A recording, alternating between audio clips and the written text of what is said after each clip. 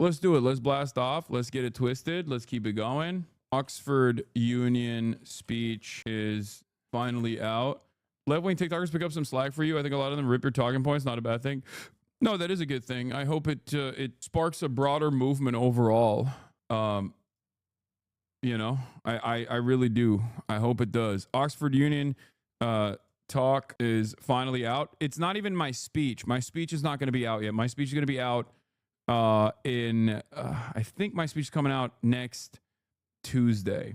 But the talk, like other parts of the talk, the back and forth is actually out. And we have that. We'll take a look at it. It took Oxford like 5 months or whatever. Oxford Union Talk is finally out. Tapes are not lost, so that's exciting. 8647 soy right. Dark woke soy right continues. Obviously, we'll talk about that as well. Soy right complains about 8647 post as dark woke rises. Trump's Mid-East tour comes to a close as Israel escalates genocide. The whole grievance is predicated on the fact that James Comey is some radical assassination advocate and doesn't know what 86 means, although he was the head of the FBI. Wait, doesn't 86 mean just to like get him out of there? Like it means just, it can mean like kill, I guess, as well, but it just means like, it could mean fire, throw out, terminate, replace, like it just cancel. Like it's everything. It's all of those synonyms. I had a Seth Meyers segment as well, which is pretty crazy. Like, look at this. This got 1 million freaking views already. Trump fawns over Saudi crown prince, profiteers in the Middle East amid GOP backlash. A closer look, and then I'm in there. They brought me in there, which is crazy. Yeah, in a restaurant, if you're like a server, 86 means like 86 of pickles means like cancel the pickles, right? Like don't put the pickles in there. Exactly. All right, whatever. I know it's primarily a restaurant term to stop selling because you're out of it. Yes, chef.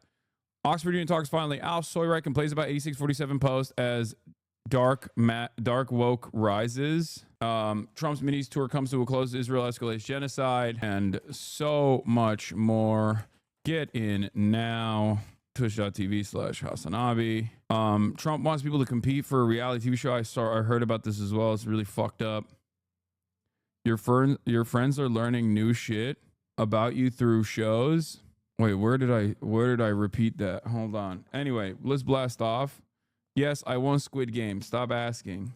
If given a chance, would you host SNL? I don't think I deserve to host SNL, but I mean, if they ask me, sure, why wouldn't I? I love this fit that I'm wearing, but it's so goddamn annoying that every single person turns around and starts complaining. Sydney Sweeney says she won't stop watching Hassan Piker thirst. That is real. This is a real post. Okay, this is a real post. Kai would host it first. Yeah, they probably get Kai Cenat to do it way before someone like myself. Matt Walsh is doubling down on the swastika. Oh, dude, nice. Of course he is. I told you.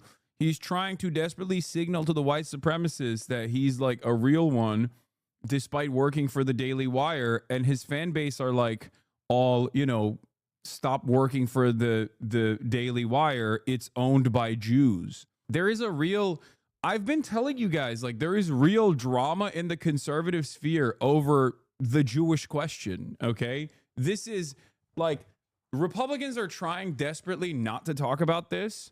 They're trying to act like this is not a real point of contention. But as is the case, whenever someone gets into power, that political movement kind of falls apart. And there's right now a real point of contention with real point of contention amongst the right. Some people are like, oh, we're done with Israel. We're done with the Jews. We hate the Jews. And some on the right are like, well, I don't really care about the Jews that much. I don't really like them particularly, but I think that they're God's chosen sons and that my religion believes that they have to have Israel. So I'm obviously unconditionally pro-Israel. And then there are some who are like on the professional right, the more professional, think tank right, that are like, the fuck are you doing with this anti-Semitic stuff? And also you have to be super pro-Israel. So there are different camps. But basically, all of them revolve around Jews. Like, how much do you like Jewish people? How much do you hate Jewish people? And more importantly than Jewish people, what's your take? What's your take on Israel?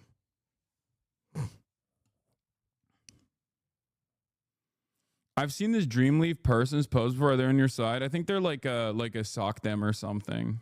Hamas fucked over in the American prisoner release. Yeah, I said, guys, look, I had this conversation with Jeremy as well. I've been trying to politely broach the subject matter, but I don't have a lot of confidence in Trump doing the right thing here. As I said over and over again, I said the only way that Donald Trump would actually facilitate a ceasefire negotiation would be because he's fucking hates Benjamin Netanyahu personally. But even then, I don't think it's actually going to happen.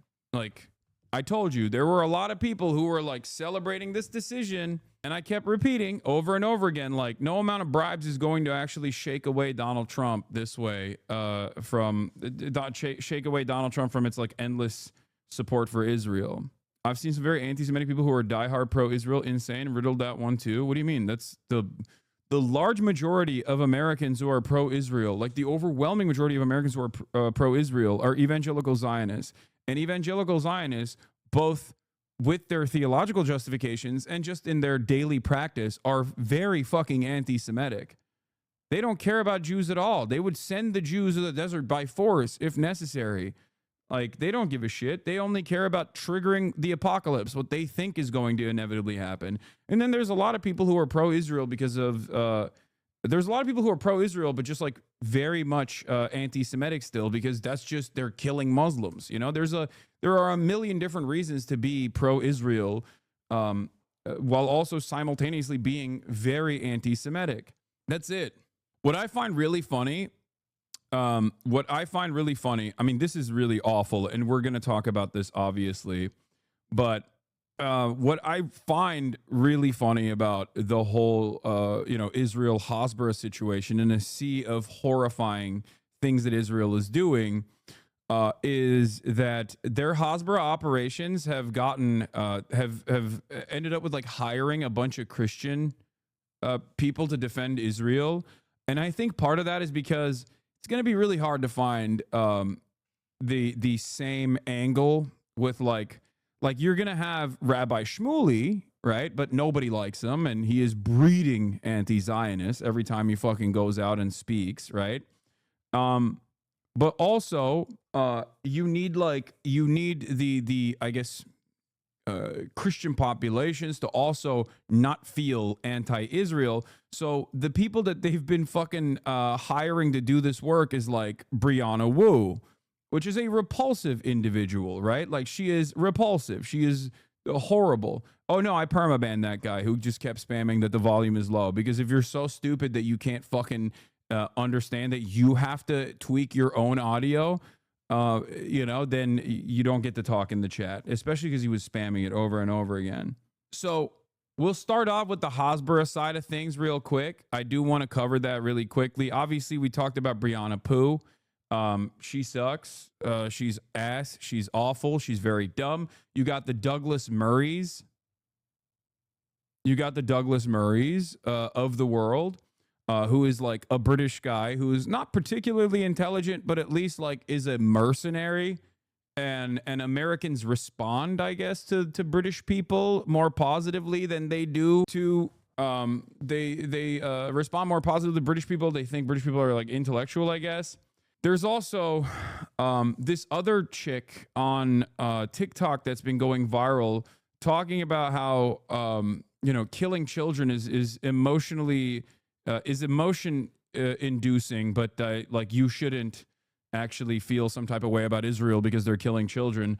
And I want to see if you guys have that one, because there was some information I saw in her background where she like literally works for. No, I didn't see Chris Kunzler's new video on Douglas Murray. Okay, everybody calm down. I know Douglas Murray, the face of Zionist extremism. But that's not what I'm talking about, okay? Shouts out to Chris, by the way. He's fantastic, as always. We can actually watch this later. This is the lady, I think. Or no, not this lady. No. This is not what I'm talking about. No, I'm not talking about this lady. Hi, I'm Jewish. Asking people to stop murdering children is never anti-Semitic. Hope this helps. Wow, you might want to rethink your statement. That's not who I'm talking about. Yeah, the girl that I'm talking about is also not Jewish. This is yet another, like, I think Israel with their Hasbara operations is like desperately looking for fresh-faced Christian pro-Israel talking spokespersons, because they think that this will make an impact in the marketplace amongst, like, I guess, people who are not Jewish. Yeah, here it is. I may not be Jewish, but I know emotional manipulation when I see it. Gen Z has been tricked into thinking that seeing graphic images of war automatically makes a war unjust. That's not true. It's never been true. Felix says, first sentence of his post made me double over. No, this is unironically her argument, chat. This is literally her argument. This is what she's been saying, okay? This is what she's been saying over and over again. And it turns out she's literally hired as an evangelical Zionist to do propaganda for Israel. Like, she works for a pro-Israel, like Israel propaganda operation, from what I understand. And it's really funny because no matter how much money you dump into this process, like, you are not going to be able to overcome the endless amount of child murder that has been live streamed every single day. You can't do a baby Holocaust and then fucking act like people don't see it, or try to punish people for seeing it. All right? That's it. It's fucking ridiculous. It doesn't work that way, okay? It does not work that way at all. Look who's here. Right on cue. It's little lady. Down, little lady. Hold on. I got to look at something. Did we blast off in the Discord? Did we blast off in the Discord chat? Was there a Discord noti? I'm trying to find it. Hold on. Let's see. May 16th? Okay, yeah, we did. All right. Because something crazy is going on here. All right. Just because you see images of dead children, as disgusting and frustrating and upsetting as it is, does not automatically make a war unjust. I'm gonna say it. Just because you are getting the bag in and you are receiving crumbs of attention on the internet for spreading your abhorrent propaganda does not make it acceptable. Because in this video, this person basically admits that they work for the Israeli government. And for the last 4 years, I've worked in some capacity for my full-time job in the Israel education ad. Bro, this is Hasbara. She literally does Hasbara for Israel. She's an evangelical Zionist who is paid by the Israeli state to do Israel propaganda. Okay? Now, let me tell you something. The entire purpose of what she's doing is to try to get other evangelical Zionists, to get other evangelical Christians to be pro-Israel. Okay? At a time when there is like unprecedented negativity surrounding Israel for its live streamed child holocaust that it is doing to the Palestinian population. Okay? Yeah, she is supported by El Al, and she's a member of the Christian Students for Israel, funded by the Hobby Lobby. These people are fucking insane, okay? They are dumb, they are insane, they are unsuccessful. It's not going to work. This propaganda operation is bunk. Because the more effective propaganda operation here, far before all of this kind of Hasbara, all of this kind of advocacy, was to simply hit the anti-Semitism line. Oh, you don't fuck with Israel? Boom, you're anti-Semitic. Sorry. Now every fucking media outlet is going to actually run hit pieces on you, calling you a fucking anti-Semite. Now it doesn't work that way. It's gone. That tool is out, okay? This is a very sophisticated, very pervasive influence peddling operation that no longer fucking works because of the overwhelming amount of death and destruction that Israel has caused that everyone can fucking see. Okay? That everyone can see with their own two eyes. But I find it funny that there are still people who try to do this shit. An advocacy space. They say that they've been working within the Israel advocacy space, but you only have 30,000 followers. You're not generating your own income. You are being paid by the Israeli government, or at least an NGO or an organization that is adjacent to it. And you sit there and act as if it is the photos and images on the internet that are made to manipulate people's emotions, rather than the fact that the state that you support is currently paying people like you, white Westerners, who appeal to people's Christianity, to spread nonsense like this so that Israel can commit crimes. It is in no way normal or acceptable to go on the internet every day and make rubbish like this so you can support a state which is currently starving 2 million people, which is currently trying to wipe away 2 million people's history and culture with the express goal of expelling them and never allowing them to return to their own lands. She says that she's getting a master's degree in genocide studies, but how dare you make videos like this if you really are? Because surely you must see that there are an incredible amount of experts who are referring to what Israel is doing as genocide. And under the vast majority of definitions, even Raphael Lemkin, the man who coined its definition, that Israel is perpetrating genocide. This is shameful, disgusting behavior. There's a part 2 as well, which is crazy. Let's take a look. Every single one of these creators has this grand conspiracy theory that I'm either secretly undercover a Jew or I work for the Israeli government. No, no one thinks you're secretly undercover a Jew. Everyone knows that you are an evangelical Zionist. You're an evangelical Christian who is working for a most likely Knesset grant recipient organization that is probably privately owned by some fucking freakazoid Christians that are directly doing advocacy, also known as Hasbara, okay, for the state of Israel. You are a Hasbara agent. That is your job. That is literally on your fucking LinkedIn. And the only reason why it's on your LinkedIn, the only reason why it's openly a part of your CV, but you're still trying to advocate against it, is because in the past, when someone said, oh, I work for an advocacy organization for Israel, people wouldn't look at that and go, that's weird. Why are you doing that? People would never say that. That's why people could openly say, I do advocacy work for Israel in the past. But now when you say that, they go, ugh, that's gross. That's the only reason why you have to deny these claims. For the longest fucking time, when you worked for a company like this, passagesisrael.org, it didn't matter. You could just openly say like, oh no, I'm doing advocacy. My advocacy initiatives are about telling American Christian evangelicals to go to Israel and to fund the settlement operations in the West Bank, which are illegal, by the way. Okay? That's it. You were allowed to do this. This actually helped your career, as a matter of fact. It still kind of helps your career because there's still a lot of moneyed interest involved in this process, but it no longer helps your outlook amongst the regular population, civilians, normies. When they hear you doing advocacy, paid advocacy for the apartheid state that is doing a genocide, Israel, everyone goes, ew, gross, don't do that. You're a freak. Which is understandable. I think it's very understandable. I'm not, and I don't, but LOL if you're watching. You know, when you post things on the internet, you should be very careful about what other information can easily be found out about you with just a simple search. Because, you know, you misleadingly edited my original video. Because what I actually said is you either worked for the Israeli government or you worked for an NGO that was adjacent to the Israeli government. And who do you work for?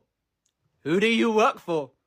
Passages Israel, a Christian evangelical NGO which spends money bringing young Christians over to Israel to turn them into nasty little propagandists like you, who spend their time explaining why children dying is moral and just. You claim that you don't think it is, but yet you go on about how the war is just in this video. I'm sorry, I take it back. No, I will actually say it again. Just because you see graphic images of children does not make a war unjust. Notice how I didn't say that the killing of children is something to be glorified or praiseworthy. Notice how I never said that it's not a tragedy. Notice how I never said that you shouldn't weep for the loss of innocent children's lives. Somewhere along the way, a lot of people started confusing emotional pain with moral judgment. They started believing that if a war produces suffering, if there are horrifying images, if there are children caught in the crossfire, or if it seems like one side is suffering more than the other, then that means the war itself must be unjust. And that is not true. No, that's never been true. The nature of war is that innocent Is she brain dead? Yes.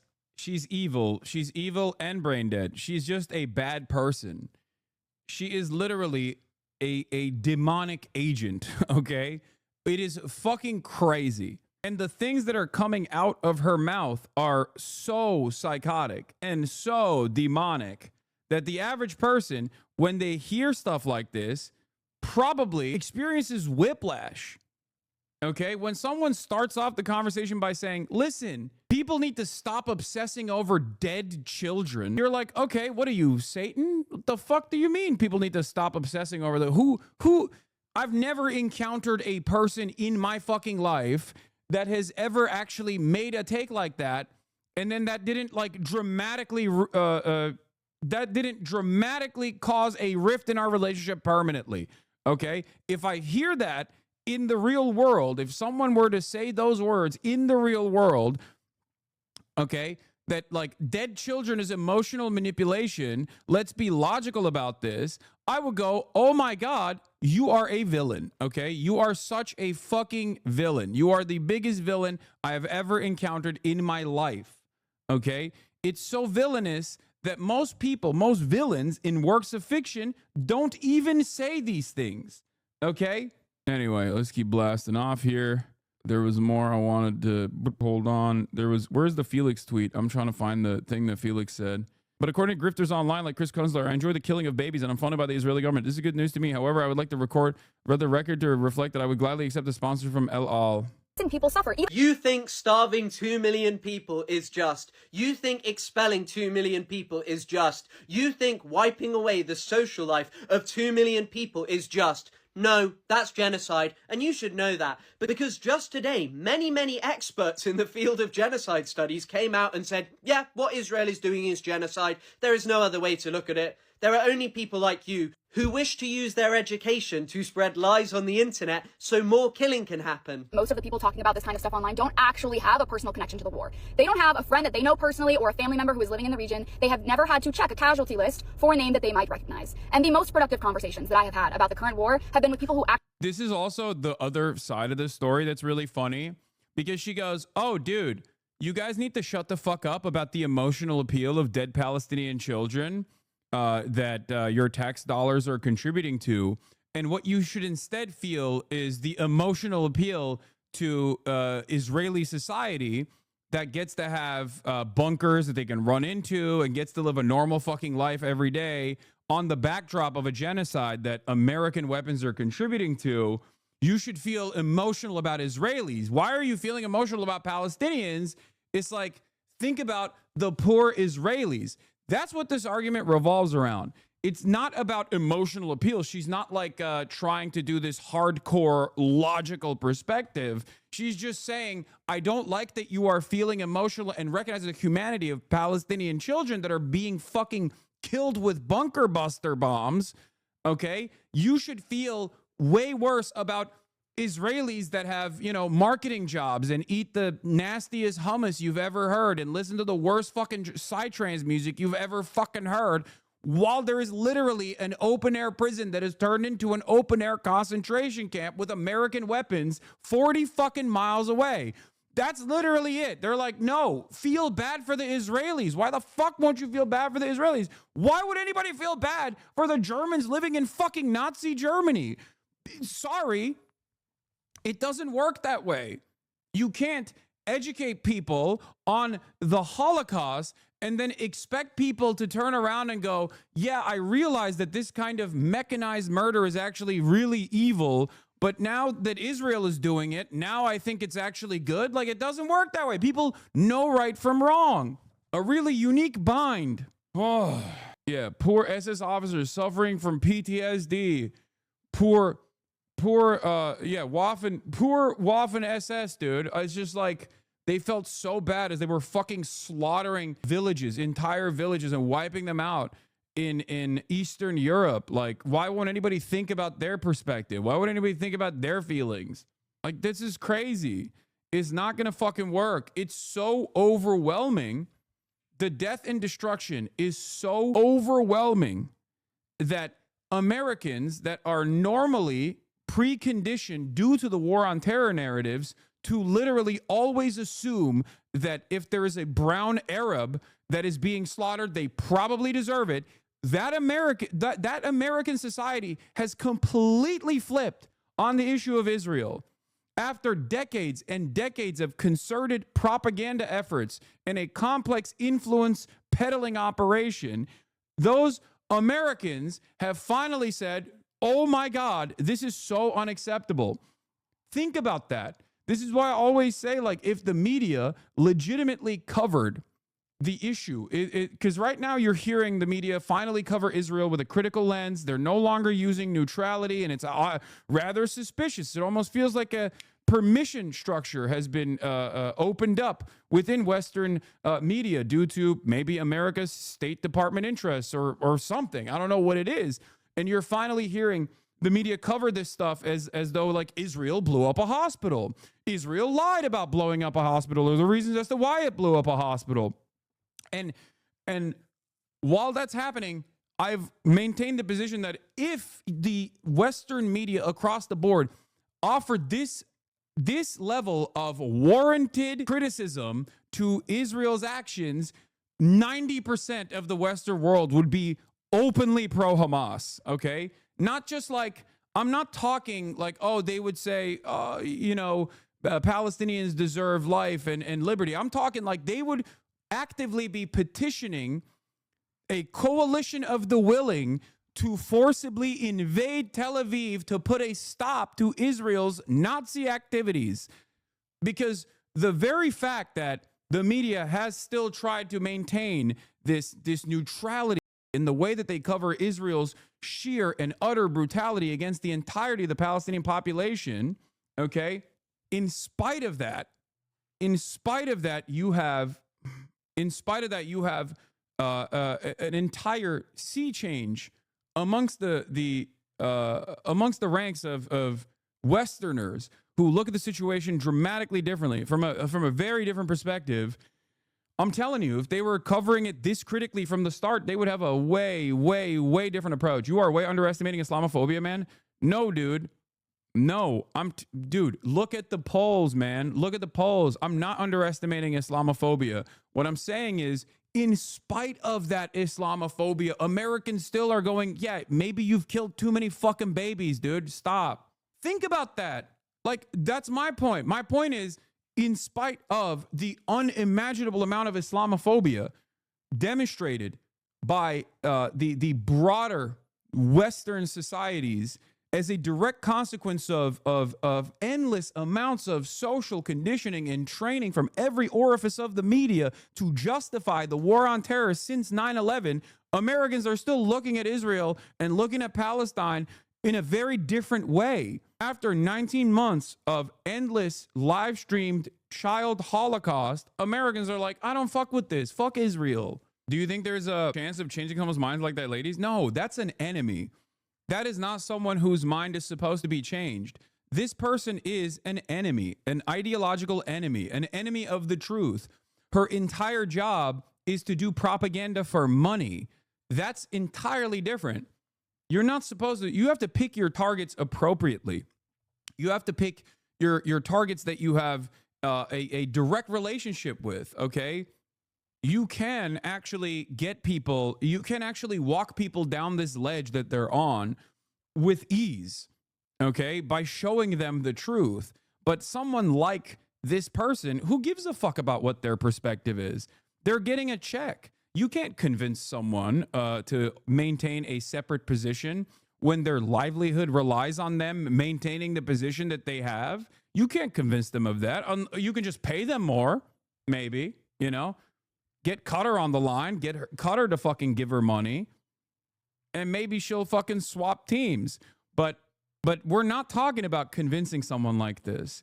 We're talking about convincing people that might have encountered her idiotic commentary and might have been duped by her idiotic commentary. actually have lived through it. People in Israel and the West Bank and in Gaza, not random internet personalities who are on here grifting for cash. And this isn't some random thing for me, and nor is it a money spinner. I made videos long before October the 7th. I have 2 degrees in this. I have studied the Middle East. I have spent time around many Palestinians who, unlike your Israeli friends who you say you're upset about because they're in the IOF, well, my friends just live in Palestine. Invited to a dinner with a bunch of lone soldiers. How freaking sweet is that? And that's the difference between you and I. When I say I've got friends from the West Bank, Gaza Strip, and also East Jerusalem and 48 Palestine, they're not soldiers. And you have the audacity to make out as if I am the one making bank off suffering. No, no, no, no, no. I had always wanted to work in this space because I knew that young people like me from the West didn't understand Palestine because of organizations like yours who try and trick us into believing that Israel is doing just and moral things. And so what I did was I started making videos. And now I'm able to share the years and years that I spent studying Palestine to a far grander audience than if I was writing papers. Oh, man. Honestly, I think you just like to see the good in people and are giving Americans too much credit here. If there was sufficient empathy for Palestinians from the majority, this would have been over months ago. No, I think you're failing to recognize that there is no real democracy and that liberal democracy and its maintenance has been a complete fucking fabrication. And this is the moment for you to recognize that, because no, there is an overwhelming sea of there are overwhelmingly popular demands coming from broad majorities in the American public to stop Israel's genocide. Okay, that is just a fact. There is not a single poll that shows the opposite of that at this point. Every single person, like 70% on most polls, say ceasefire now, stop giving Israel weapons, no more fucking weapons for Israel. Israel's doing a genocide. Okay? The problem here is that while 70% of the broader public and like 80 to 90% of Democrats and 80% of independents and even like 53% of Republicans at this point feel this way, 99% of politicians don't feel this way. Do you see what I'm saying? So the tide shift is unfortunately irrelevant in this process. That's it. Because there is no real democracy when it comes to American foreign policy. Okay? That's it. There is no real democracy. I mean, this is like a great example of this. I brought this up on an episode a while back, but it really made me laugh when one of those big Hosmer accounts posted this poll as if we're a major coup for Israel. Roughly 25% of Americans saying I'm rooting for Hamas on the phone is a fucking catastrophic result for Israel. Exactly. There's 2 different reasons for why this took place, by the way. And this is a very old poll. I don't think this is a recent poll. There's 2 reasons for why this result comes out, okay? Because this is different than Palestinians, right? There's just people saying like, I'm pro-Hamas on a fucking telephone, on a phone line. Someone picked up the phone and said, I'm pro-Hamas. Now, that is, one, a designated terror organization. So the fact that, and it's a Muslim terror organization as well. So the fact that like 25% of Americans are saying like, no, that's right, Al-Qassam brigades, keep it going, a couple months prior is a disastrous result.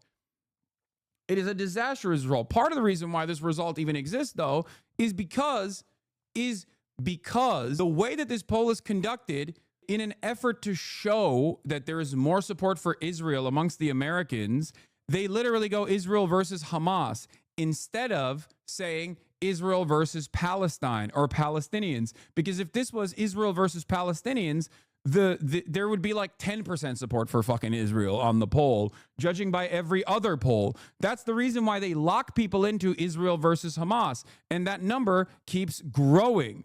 Okay?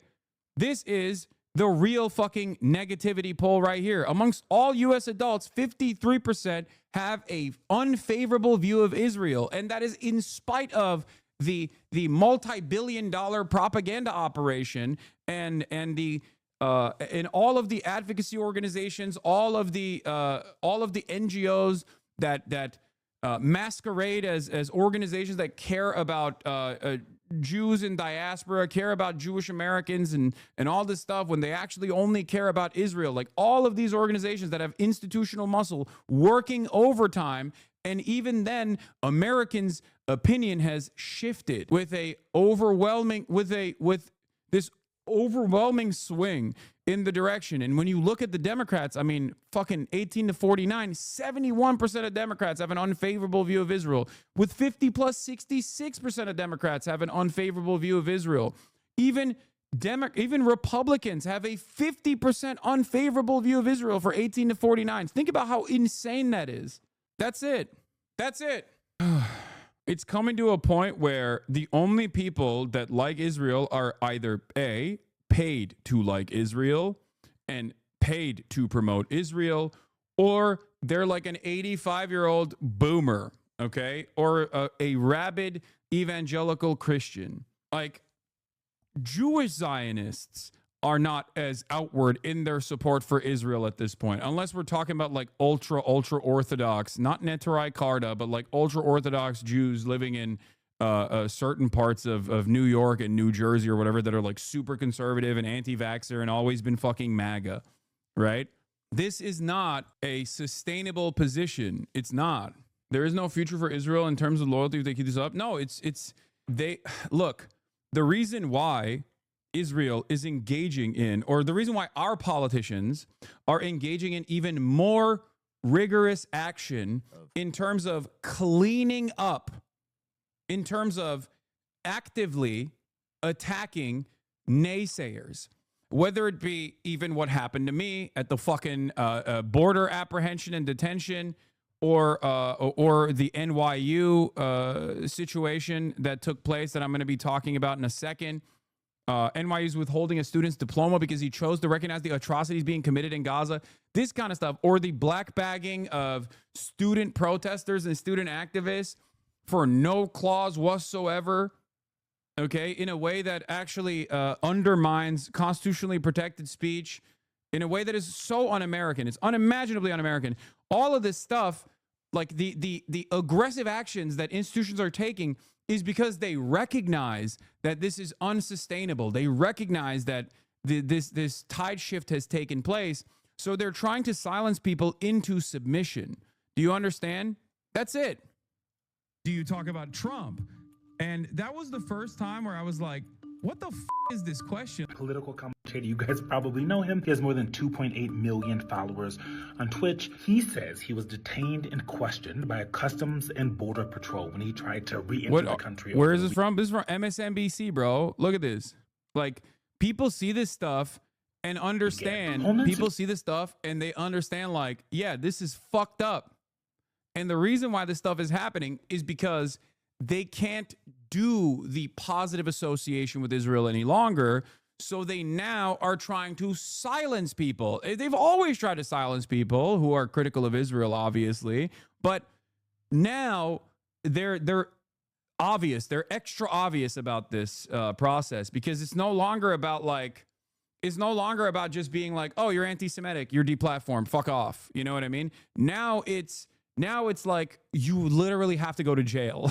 Like, we need to get you to stop. We need to get you to stop protesting on the fucking streets. We need to get you to stop saying things that are mean about Israel. We need you to stop. We need you to shut the fuck up. And even if you're an average citizen, we're going to fucking look through your profile to be like, are you positive on Israel or are you negative on Israel? What the fuck is this about? And what a lot of people don't understand is that also continues to escalate the negative association with Israel, because you have the American government doing this at the behest of Israel at a time when there's an unprecedented amount of anti-Semitism exploding in the country. What do you think the average fucking dude, the average corn chucker in Nebraska thinks? They've already been fed a healthy diet that is unhealthy, obviously, of anti-Semitism, like anti-Semitic tendencies in terms of fucking, like, oh, Jews do control the media, I think. Why are there so many Jews in Hollywood? Like, all this shit, right? Like, what do you think that guy is going to think when they see the fucking Trump administration do loyalty pledges to Israel like this? When they see the Trump administration go, yeah, we're actually deporting this person, Shalom Mahmoud, they're going to go, oh my God, Jews do fucking control the government. Jews do control the media. That's it. There is no other way out of that for a guy who hasn't thought about this shit that much. Okay? Guy who's never met a Jewish person, who literally just looks at another guy that is supposed to represent him, that looks like him, that's supposed to represent his values, saying this like very weird thing that is so inconsistent with everything else. Because it's not like the Trump administration is doing this for France. You know what I mean? As a matter of fact, you could go so far as to say the Biden administration kind of did this for Ukraine, and a lot of people got pissed off about it. And they, of course, they didn't go anywhere near as far as the Trump administration or the Biden administration has gone for Israel, for the record. And also on top of that, there isn't.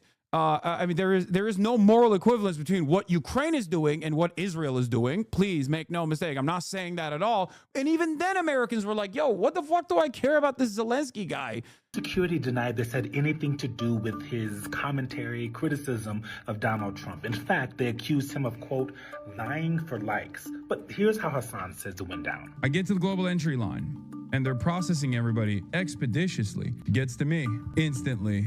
The Customs and Border Patrol agent goes, "Step aside, sir." I was like, here we go. He goes on to talk about how they questioned him about his political beliefs, specifically trying to figure out if he, quote, supported Hamas. I'm sitting there and they're asking me about Trump. They're asking me about like Hamas. And he kept saying stuff like, do you like Hamas? Here's my question. If this wasn't about politics, why did DHS agents even ask him about Hamas? Yeah.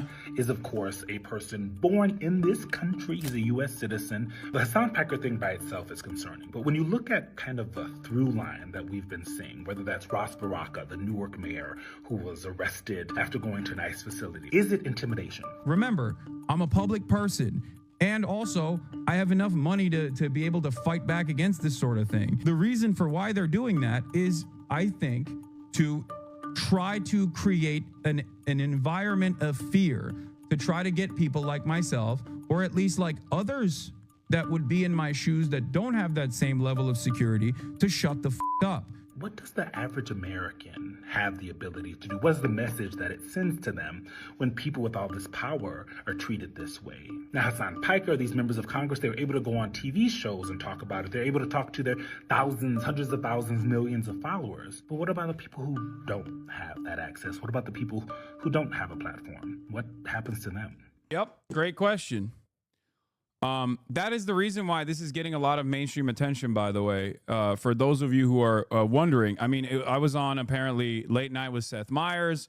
This video already has 1.1 million views in 18 hours. Pretty crazy. I mean, the most of it is like talking about Qatar, obviously. And then, I mean, here, we'll start off there as well. He's doing, this whole thing is about like Trump's Middle Eastern tour. I'm going to talk about my opinions on Trump's Middle Eastern tour anyway, but we'll get started here with Seth Meyers. Dude, lib moms love Seth Meyers. This is big for your public image. I don't think television, and I don't even think like this kind of mention has as much. I will say this: mainstream media still holds the keys for legitimacy. It still has the capacity to change the way boomers think. Okay, and that's good. That's not a bad thing. Having said that, however, like one Theo Von appearance from my own personal experience, I'm telling you right now, in the past, if you had this level of fucking mainstream coverage, it was over. Your career was, you've made it. You're launching into orbit, right? But in the new media landscape, they could write about me every fucking week, every day of the goddamn week in traditional outlets, and it would still not penetrate the collective consciousness of normies as successfully as one Theo Von podcast appearance or one Andrew Schultz podcast appearance. A lot of people don't realize this, okay? And the same goes for even my show. This is what Ested says all the time. Ested has had this conversation with Ested Herndon, the New York Times reporter, who is the host of the Run Up podcast. As you guys know, he knows this as well. We had this conversation where he's like, I go on your stream one time, okay? From that point on, anywhere I go, the people that come up to me are coming up to me to say, oh, I saw you on Hassan's stream. I became a fan of yours. It's because him coming on my stream is more beneficial for him and his work, getting more eyeballs than the New York Times' own reach. That is the reality. Okay. Andrew Schultz, the fuck? Yes. Andrew Schultz podcast is infinitely more successful in like developing outreach and putting you in front of a much broader audience than the New York Times is. That is the reality. Okay, a lot of people don't understand this. A lot of people don't understand this over the age of 40. I mean, here's another great example. I had Jeremy Scahill on. Okay, I had Jeremy Scahill on the broadcast to talk about his interviews with Hamas, his interviews with Palestinian Islamic Jihad, and my detention, and my opinions on Trump's Middle Eastern tour, and why I thought it was going to be a failure. And I think it's we're getting there right now. My worst predictions are coming true. In that process, in the aftermath of that interview, you guys went and you fucking subscribed like crazy to Drop Site News. Look at this fucking peak. This is a much more real audience than mainstream media. This doesn't mean that mainstream media does not have the capacity to change people's minds. It's just a very different. It's just a very different audience, boomers, and you do still have the capacity to develop mainstream legitimacy when you do mainstream media. They still have that. But overall, the real audiences, the broad audiences, is on the podcast sphere, is on the YouTube sphere. This is part of the reason why I get very frustrated when there is a fuck Hassan orbit out there of idiotic drama slop tubers, because they do have a big organic audience. Okay? Maybe it's not the normies in the same way that like Theo Von reaches normies, but it still sucks that there are so many people who want to kind of understand what's going on in the world, and they get their notes from apolitical people that don't know what the fuck they're talking about, and they're led astray. Okay? There has been some less than charitable insinuations this week that Donald Trump's trip to the Middle East is some sort of naked money grab. Insinuations from conservatives, no less. A revolt over President Trump's, quote, corruption tour of the Middle East. That's what people are calling it, including longtime Republican allies of Donald Trump. The National Review, one of the most conservative magazines out there, says it's a plain old grift. It's a poison plane. And welcome to the swamp now under new management. The outrage is dwarfing the trip. Conservatives, independents, and certainly opposition party Democrats all seem to agree on this story of the Trump era, that this is a kind of brazen profiteering. How dare you? Donald Trump didn't pick Saudi Arabia as his first official trip because his family has billions of dollars in business there. He picked it because he's making the Hajj to Mecca. He is exploring different religions for a documentary series on Nat Geo called Are You There, God? It's Me, Donald. Next, this is exciting. Next, he's going to the Buddhist temple from White Lotus.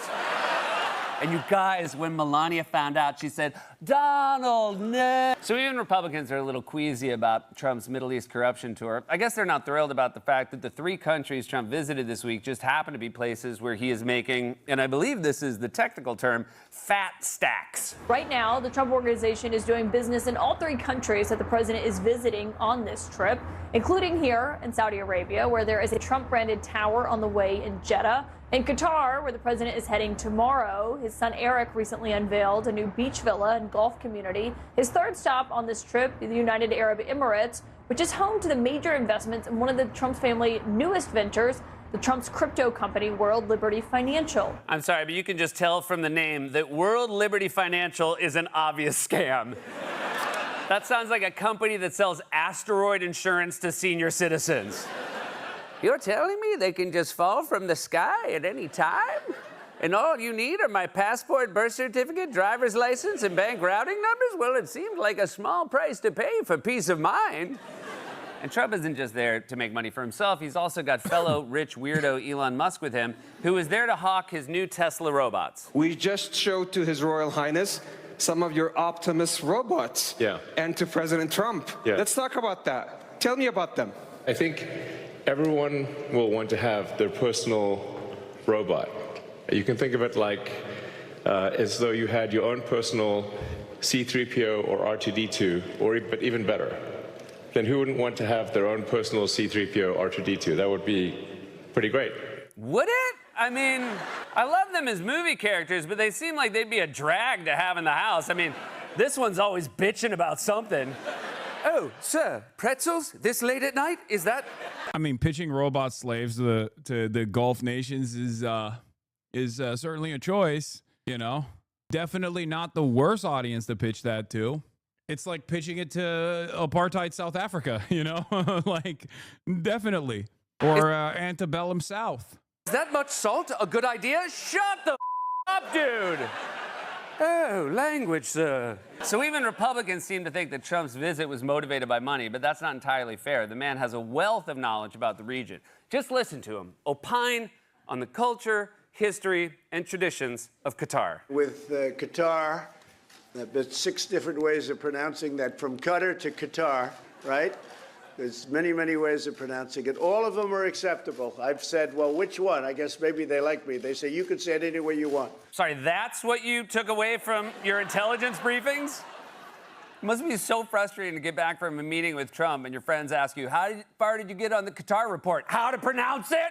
Did he at least settle on one? Nope. Also, what's with the way he shouts Qatar? He sounds like the Beatles introducing themselves to America. I'll play the bass, I'll play the drums, and we play the Qatar. So Trump doesn't seem super interested in the details of U.S. policy toward... Please don't switch it up, but why do you always sound so different on stream and on your IG story announcing that you're live? Microphones, different sound systems. These countries, unless there's money in it for him. But maybe when he actually got there, he was a little more tuned in. You read a lot of the material now out of Saudi Arabia, and Mohammed bin Salman is saying we need a resolution on a Palestinian state. And I don't necessarily recall several years ago. It's so funny that people that, like, American politics never changes, okay? When Brandon was saying we're working tirelessly for a ceasefire, or, well, he was saying, and then other people in the media were saying they're working tirelessly for a ceasefire, including AOC. Liberals will be like, they are working for a ceasefire, Hassan, shut up. And now the Republicans are doing the same thing. It's the same thing, okay? None of these people care about the Palestinians. None of them, okay? The Saudi Arabians do not. MBS's own personal words on the matter are there for you to know and read. He has talked about Palestinians as though they are a nuisance because they are a hurdle in the pathway of the Abraham Accords, in a way for MBS to basically design a direct fucking flight path between Riyadh and Tel Aviv. That is the major hurdle here. They want to pack this all up. That's it. And I've been, I haven't been like daggering Trump as hard to hold back on what I've wanted to say. And there have been moments where I've, still lasered him a little bit in this past week when he was doing the Middle Eastern tour. And part of the reason why I was holding back is because, like, as I said, he is a very selfish person and he is a very narcissistic person. And he also is, he's a very narcissistic person who has a hair trigger and could potentially, due to his personal distaste for Benjamin Netanyahu and due to Benjamin Netanyahu's narcissism and arrogance, might actually change a little bit the way that we analyze our relationship with Israel, but not all that significantly. But that was the possible best case scenario that was very unlikely. And there you go. It's happening. Nothing changed. As a matter of fact, in order to show the world that nothing has changed, Israel has literally pummeled the civilian Gaza population, attacking hospitals. Like, they have aggressively escalated their ethnic cleansing campaign in the backdrop of all of these Middle Eastern deals that are taking place. Pre-October 7th, as that being a demand that he had necessarily stated publicly. Remember the chatters yesterday were telling me, like, I hope this doesn't happen. This is, I am genuinely afraid of this potentially taking place. But I believe that the Hamas envoys might have been duped by the Trump administration for releasing the Israeli occupying force soldier without any sort of assurances. And there were chatters in here being like, "What, do you know better than Hamas?" I'm like, I'm not saying I know better than them. I'm just saying they're desperate. They're so desperate to find an end to this ethnic cleansing campaign that they'll do anything. They'll even fucking make a deal directly with the devil, not realizing that that is the devil behind Benjamin Netanyahu. Okay? That's the problem here. And chatters was still trying to fucking argue with me over this. I even had a brief conversation with Jeremy Scahill over this as well, if you recall. Yeah, Hamas says Steve Witkoff personally promised to lift Gaza blockade in exchange for Eden Alexander. U.S. broke the deal. A senior Hamas official told Dropsite News they threw it in the trash, and there's been zero progress on a Gaza ceasefire. But if you watch the news, it did give them a bunch of brownie points in the eyes of the people. It is clear that they thought, because of their desperation, because of their sheer desperation, that they thought maybe there is an opportunity here with Trump if we go directly to Trump. Do you think his position has changed, or do you think the way he has expressed himself, has that changed? Oh my God, he looks like a turtle who just heard a twig snap. Knows it's bad, still not gonna move. Uh-oh. That's my favorite part, not when he's sleeping, but when he wakes up and clearly thinks to himself, where the am I? The other thing I love about that clip are the Fox News hosts continuing to talk about serious policy while Trump is on the screen right in front of them, passed out. They sound like local newscasters talking about Punxsutawney Phil. The question is, will he wake up or will he stay in his burrow? Oh, he's waking up. That means an early spring. Oh, actually, maybe he's in the movie Groundhog Day. That would explain why he always looks so confused when he wakes up. We can fly. Come on, there's got to be something other than his own personal business deals that held Trump's interest on this trip. You take a look at this room. This room is the real deal. That's called white marble. It's very hard to buy. Believe me, I know very well, because you try to buy it, you can't buy it. As a construction person, I'm seeing perfect marble. This is what they call perfecto. And just a great job you've done, and what a beautiful place. And we appreciate those camels. I haven't seen camels like that in a long time. May I just ask, what is the purpose of this trip? Is it just for you to ramble about things that are in your field of vision? Beautiful marble, flag, plant. Also, what do you mean you haven't seen camels like that in a long time? When did you ever see camels? Back in the U.S., we used to have camels like that all over the place. But then people said they caused lung cancer, so we got rid of them. Joe Camel was treated very unfairly. No. If you're wondering what exactly are these countries getting in return for the cash they're dumping on the Trump family, let's look at how Trump used to talk about Saudi Arabia or Qatar back in the day. Saudi Arabia paid Bill Clinton a lot of money to make a speech and then got an arms deal from Hillary and her State Department that they were unable to get. The nation of Qatar, unfortunately, has historically been a funder of terrorism at a very high level. Nations came together and spoke to me about confronting Qatar over its behavior. They wanted me to confront Qatar, and I said, you mean Qatar? And they said, sure. And I said, you know, you can pronounce it any way you want. You can pronounce it like you're playing the guitar, or you can say, love the white marble, and you want to take a piece of marble home, and you need a marble. Cutter. Anyway, so that's how Trump used to talk about these countries. I wonder if time and, more importantly, money have changed. This segment really demonstrates that libs are still hung up on Trump's weird behavior instead of the real harm of his actions and his administration. I think this is a late night comedy show. It's getting to the point where he's going to start talking about my detention as well. But it's important for you guys to understand, if you tell me I'm going to get fucking pinworms one more goddamn time, I'm going to permanently ban you. Okay? I've been biting my fucking nails and cuticles for the past 33 years. Shut the fuck up. Okay? Let me do my thing. I'm a 33-year-old adult. God damn, dude. Holy fuck. Like, the parasociality of all of this is out of fucking control. His opinion at all. We have never had a relationship with Qatar as strong as it is now. You know that better than anybody. And they're very happy, and we're going to protect you. We're going to protect you. The gentleman that's right before me, he's your greatest representative. Greatest representative. I like him a lot. I like him too much. That's why we give so much, you know? Too much. I like you too much. Oh, what I do for the Crown Prince. Whoa, dude, play it cool. It makes sense you're in the desert because you thirsty as. Also, is it me or did Trump just fully confess? You just described a quid pro quo. Everyone keeps asking. Yeah, it is quid pro quo. It is 100% quid pro quo.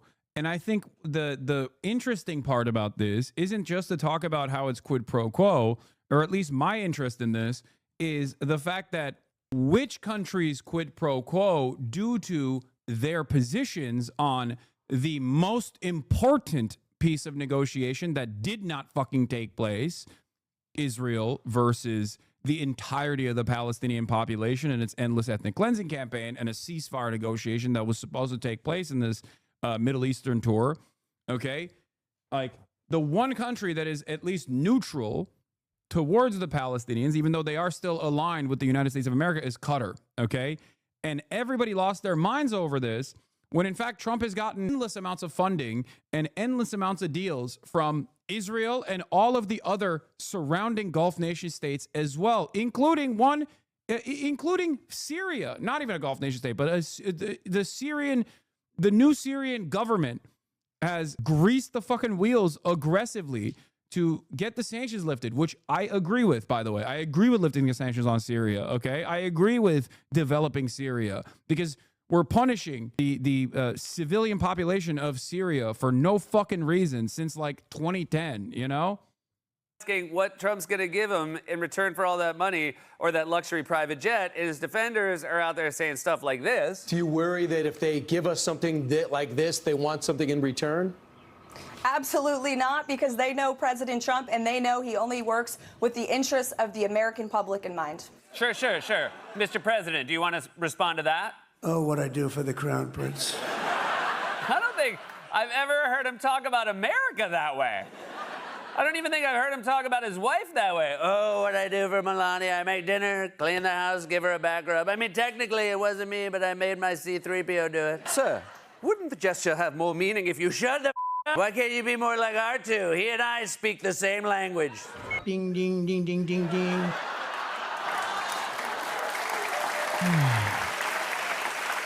And by the way, they lifted it and UAE just paid their debt off. Amazing what happens when you kill Alawites and kiss the boots of Saudi Arabia and Qatar. No, I mean, it's not because they're killing Alawites or whatever. It's because this is now a American stronghold. Okay, that's it. It's a American controlled stronghold.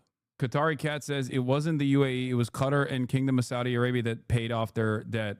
it's especially galling that Trump is overseas enriching himself because here at home, his party is currently trying to kick millions of people off their health insurance. The Republican budget outlines $880 million in cuts over the next decade. The total number of people who will lose health insurance coverage under the Republican Trump plan is now 13.7 million. You don't want able-bodied workers on a program that is intended, for example, for single mothers with 2 small children who's just trying to make it. That's what Medicaid is for, not for 29-year-old males sitting on their couches playing video games. No, you're against 29-year-olds on the couch playing video games? How about 78-year-olds on the couch who are just asleep? Now, I can't believe I'm saying this, but Trump's fawning speech in Saudi Arabia got even more absurd. We are rocking. The United States is the hottest country, with the exception of your country, I have to say, right? I'm not going to take that on. No, Mohammed, I'm not going to take that on. Wouldn't that be a terrible thing if I made that full statement? But I will not do it. You're hotter. Oh, my God. If this was a best man toast at a wedding, someone would cut the mic. You're so hot. I can't believe you're taking yourself off the market. Look at how hot he is. So Trump is abroad sucking up to oppressive regimes that give him money. And if you criticize that, or any aspect of Trump's foreign policy, you might have some trouble next time you're at the airport. Popular left-wing Twitch streamer and YouTuber Hassan Piker says he was detained at a U.S. airport for hours this weekend and questioned by U.S. Customs and Border Protection about his political beliefs, specifically on Gaza and President Trump. The Customs and Border Patrol agent at the gate told me to step aside and that another agent would be coming over to take me to a separate location. We arrived at questions about what my opinions were on Donald Trump. I told him I don't like Donald Trump. And after that, he asked me about my opinion on Israel and my opinion on what's going on in Gaza. I mean, that's insane. I can't imagine having to answer questions like that. I melt down anytime I get asked simple questions at passport control. They'll say, like, are you bringing back any produce? And I'm like, I don't know, maybe. I don't think so. I mean, you know, who among us hasn't ended up with a loose tomato in their luggage? Lawyer! Of course, this is just the latest development in the Trump regime's attempt to suppress speech critical of America's complicity in the war in Gaza. They've already sent masked agents to disappear students whose opinions they don't like, and that's creating even more problems. I do have some substantial concerns over how ICE agents present themselves to the public. Oftentimes, we've seen many videos out there where they're masked and not properly identified. Don't you think, Madam Secretary, that people have a right to see whoever's trying to apprehend them. I think it's creating this unrealistic vigilante system. And are you aware that your materials, ICE agents, jackets and the sorts, are available on Etsy for $20? I'm sorry, but the only law enforcement uniform you should be able to buy off Etsy is a shirt that identifies you as a female body inspector. I thought Etsy was for cute oven mitts and like that. What else can you buy out there? Some of that expensive white marble Trump's been looking for? Not only is it wrong to detain people for their constitutionally protected speech, it also won't work. You can't stop people from speaking up about America's morally disastrous policy towards Gaza, which is opposed by a majority of Americans. Just listen to Ben & Jerry's co-founder, Ben Cohen, who was arrested for speaking up about it during a hearing on Wednesday. Ben Cohen, the founder of Ben & Jerry's Ice Cream, was arrested by Capitol Police after protesting during a hearing that featured Health Secretary Robert Kennedy Jr. He posted a video of the protest saying, quote, "I told Congress they are killing poor kids in Gaza by buying bombs, and they are paying for it by kicking poor kids off Medicaid." We will not look away. We will not be silenced. We will do everything we can to get our government to stop being complicit in starving little kids to death. He's right, and I applaud him for speaking up, which is not easy for me to say because his company has been rudely ignoring my many attempts to get a Ben & Jerry's flavor called a Closer Lick. I have been asking for years, and soon I will have no choice but to approach a competitor with my idea for a pint of ice cream called Late Night with Seth Breyers. Trump is abroad, sucking up to oppressive regimes that give him money. It's an obvious grift, and even Republicans are criticizing him. Unfortunately, he can't hear them because he's doing this. This has been a Closer Look. So, it's interesting. The reason why I watch this is partially to identify what liberals are paying attention to and how they're paying attention to this at a time of unprecedented cruelty, unprecedented violence that is unfolding right in front of our eyes in a way that I think Americans are not used to. Like, if we had TikTok during America's invasion of Afghanistan and Iraq, I feel as though the attitude would be dramatically different. If the internet was the way it is right now, I think it would have been far faster, where Americans would mobilize in far larger numbers. Okay. Now, mainstream media is still late to the game, and it's always going to be a day late and a dollar short, as they are even in this situation. Okay. And even then, they focus on like Trump, and they briefly cover the Gaza side. No one actually wants to touch that third rail of talking about like resistance groups, right? Because that was a big part of our back and forth with Customs and Border Patrol. It's honestly amazing how we spoke about Gaza. I could never in my entire life have imagined a liberal speaking like that. No, for sure. For sure. It's a step in the right direction, even though it's late after 19 months of live streamed child Holocaust, right? And I think that like a lot of unprecedented violence. Hey, do you know what the 1500s, the 1900s was like? This isn't even close to all of that. Hell, all settlers perpetuated on indigenous and stolen Americans. Dude, you are genuinely the dumbest person on the fucking planet. Yeah, the Holocaust also happened. That is far worse than what's taking place right now. That doesn't mean I'm adjusting it to today's understanding. What the fuck is wrong with you? It's live streamed. Can't you comprehend how that's different? Like I'm the point of contention here is literally not that like there's mechanized violence taking place and it's completely normal and totally good. They're doing 1500 style sieges currently on a fucking captive population that they are the belligerent occupier of, and they're doing it in real time, and it's live streamed. Okay? That's the unprecedented part of this. That's why I said, like, even America's invasion of Iraq and Afghanistan, even America's invasion of Iraq and Afghanistan would have probably had a very different a broader, mobilized popular resistance against it if people were that aware, that tuned in to like the day-to-day death and destruction. Okay? It's not just the numbers, not the raw numbers that we're talking about, which are insane. Okay?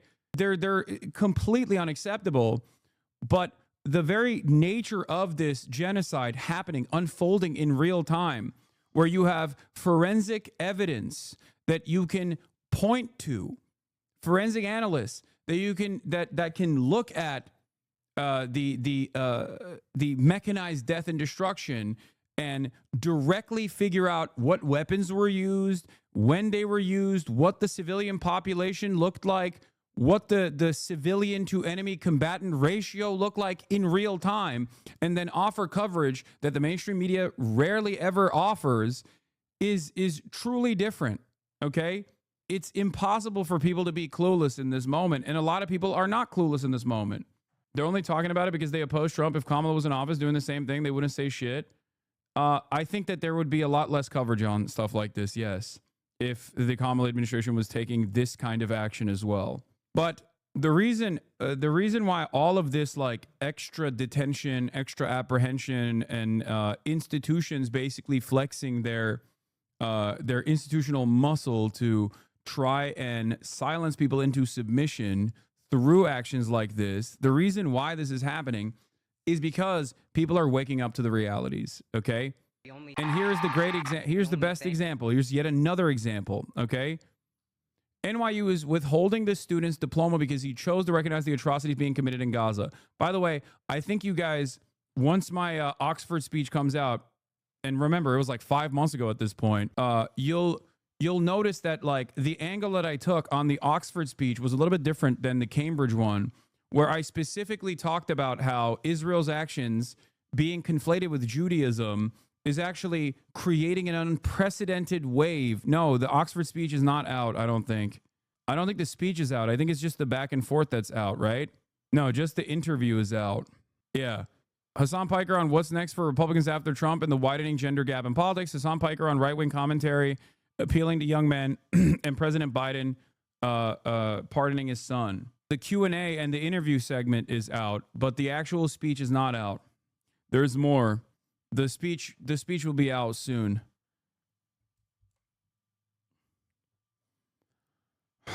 Anyway, this is what. Meanwhile, this is what's going on with. This is what is happening at NYU. It is appropriate to say in this time and to a group this large is a recognition of the atrocities currently happening in Palestine. I want to say that the genocide... Stop saying that Israel is doing on October 7. October 7 was an act of resistance. Please, this is getting people angry. Bro, please read. Stop saying that Israel is doing on October 7. October 7 was an act of resistance. Please, this is getting people angry. Stop comparing. You are so stubborn. Stop saying that Israel is doing on October 7. I'm talking about, when I say that, I am talking to a Western audience, okay? A Western audience that thinks by the way, the person, for the record, the person is mad. This person is mad at me for this take. I'm going to read it to you, and you tell me if you think your liberal mom and dads, if they heard me say this, if they would think this is an incredibly radical take or not. Israel is far worse than Hamas. It has done thousands of October 7s with airstrikes, ground invasions, and mass starvation for 19 months. Anyone who refuses to recognize this fact simply doesn't believe Palestinians are human. There is no moral equivalence between Israel and Hamas. Hamas is a resistance group that was born out of Israel's violence, that was born out of the Israeli apartheid. Hamas doesn't have an air force. Hamas doesn't have the population demographics or the population registry of the entirety of the Israeli Jewish population, okay, and the Israeli Arab population, their own demographic designations, not mine, okay?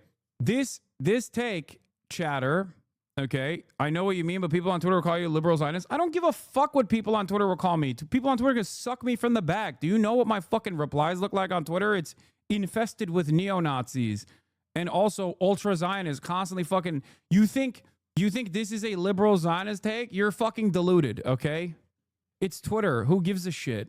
Yes, but you are not saying that on your tweet. Look at the quotes. I don't care. I don't care. This is a fucking incredibly shortened format. Anyway, there is a level of permissible speech.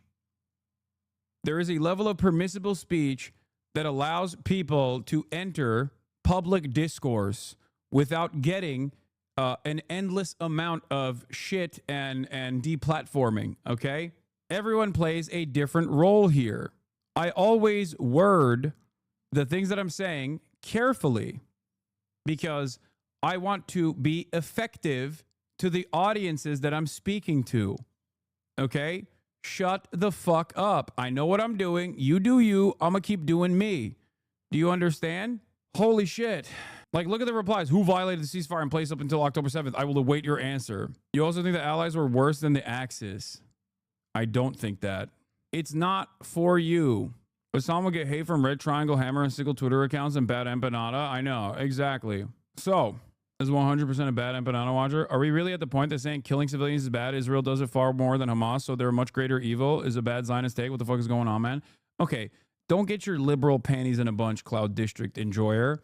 This is also the other side of this fucking equation where people just like lose their minds. No, that chatter is not incorrect in terms of like what I leave out of a situation like this, because there is no moral equivalence between Israel and Hamas, because Hamas is a resistance group that has become more radicalized over time due to Israel's violence. Hamas does not have the logistics or the weapons or the targeting systems that Israel has in an effort to that would allow them to basically conduct careful striking and careful and precise targeting in the same way that Israel has that capacity. There is no moral equivalence between the two. But even if there was a moral equivalence, Israel is still far, far, far, far more incomprehensibly worse than Hamas. Okay? That's it. That's it. That's simply the point. Okay? And I'm not bringing that up in this situation. Classic ultra using what Twitter thinks is at the end all be all of what politics is. No, there is a place for people like that as well. There is absolutely a place for people like that as well. There is. That's why I say everyone has a different role to play in this endeavor, okay? That's why you don't see me fucking setting hard lines and boundaries all the time or positioning myself as like the most rational person in this process. Look at how fucking irrational the tankies are. I don't do that shit. The reason why I don't do that shit is because everyone has a different role to fucking play in this process. That's it. Okay? You will not catch me unless it's like the ACP or whatever. And even then, if they have a decent take on an issue, I'm not going to fucking spend a whole bunch of time. But my hard boundary on this is when people are cynically using Israel's genocide of the Palestinians as a means to promote anti-Semitic sentiment. Okay? That's my boundary on this. My boundary on this is not about the intellectual back and forth or the academic discourse surrounding militant resistance against a far superior Western-backed settler colonial enterprise. I have those conversations on my broadcast with regular frequency, and there are instances where I talk about the tactics and what I think is not the best, okay, or what I think is inevitably going to lead to failure or bring about death and destruction. But the reason why I don't spend a good deal of time constantly fucking ripping into Hamas, regardless of some of the disagreements I might have with Hamas, is because they are the only line of defense currently. They are the only line of defense currently as Israel, as a belligerent occupier, is fucking doing a genocide in Gaza. That's it. It's so fucking stupid to be like, well, I don't really appreciate, I don't know, their trash collection initiatives, or I don't appreciate the way that they're dealing with collaborators, right? Like that is a conversation to have at a separate time and place. There's never been a singular resistance movement that hasn't fucking directly executed civilian collaborators, okay? For example, French resistance, they did that. Holy shit, in the Netherlands, they did way worse shit, okay? ANC was doing the necklacing practice of fucking putting tires on collaborators with the apartheid government and lighting them on fucking fire, okay? But that's not IRA did kneecapping. This is not the time and place to have these conversations, especially when there's a far larger, far greater evil, okay? Ultimately, the fucking hammer and sickle accounts that don't understand what I'm doing here, don't understand that I'm using the liberal framework to drive home a fucking point, are, you know, they're just chirping into the wind. It's irrelevant. Look at my most normal hater, by the way. This guy said, I love your monotone writing. It reads exactly like you talk, which is like listening in on your grandparents fucking in the other room. Ew. You don't want to keep listening, but you can't stop. What are you saying? You don't want to keep listening, but you can't stop listening to your grandparents fucking? Depraved. Trash collection, Omega lol. Yeah, I mean, I'm using that as an example, because Jeremy Scale also brought it up as well. Okay?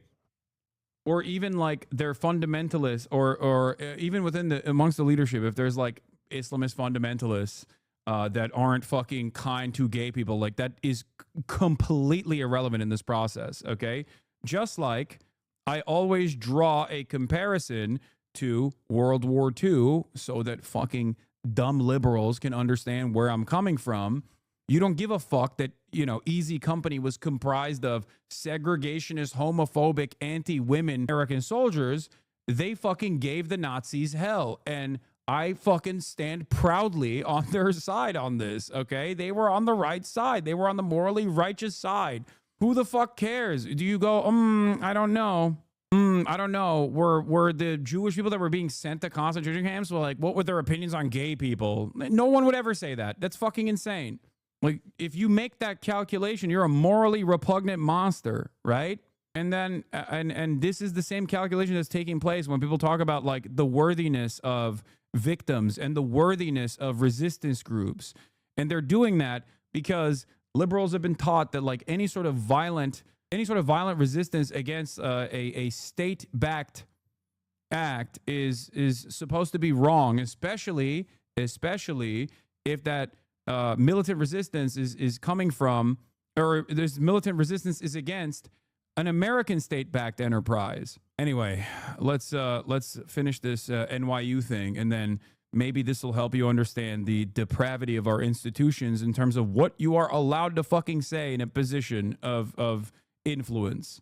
Currently occurring is supported politically and militarily by the United States, is paid for by our tax dollars, and has been live streamed to our phones for the past 18 months. And that I do not wish to speak only to my own politics today, but to speak for all people of conscience, all people who feel the moral injury of this atrocity. And I want to say that I condemn this genocide and complicity in this genocide. Legend. Thank you to the class of 2025, and congratulations. He says silence is complicity, chose to spoke out, and NYU is withholding the student's diploma.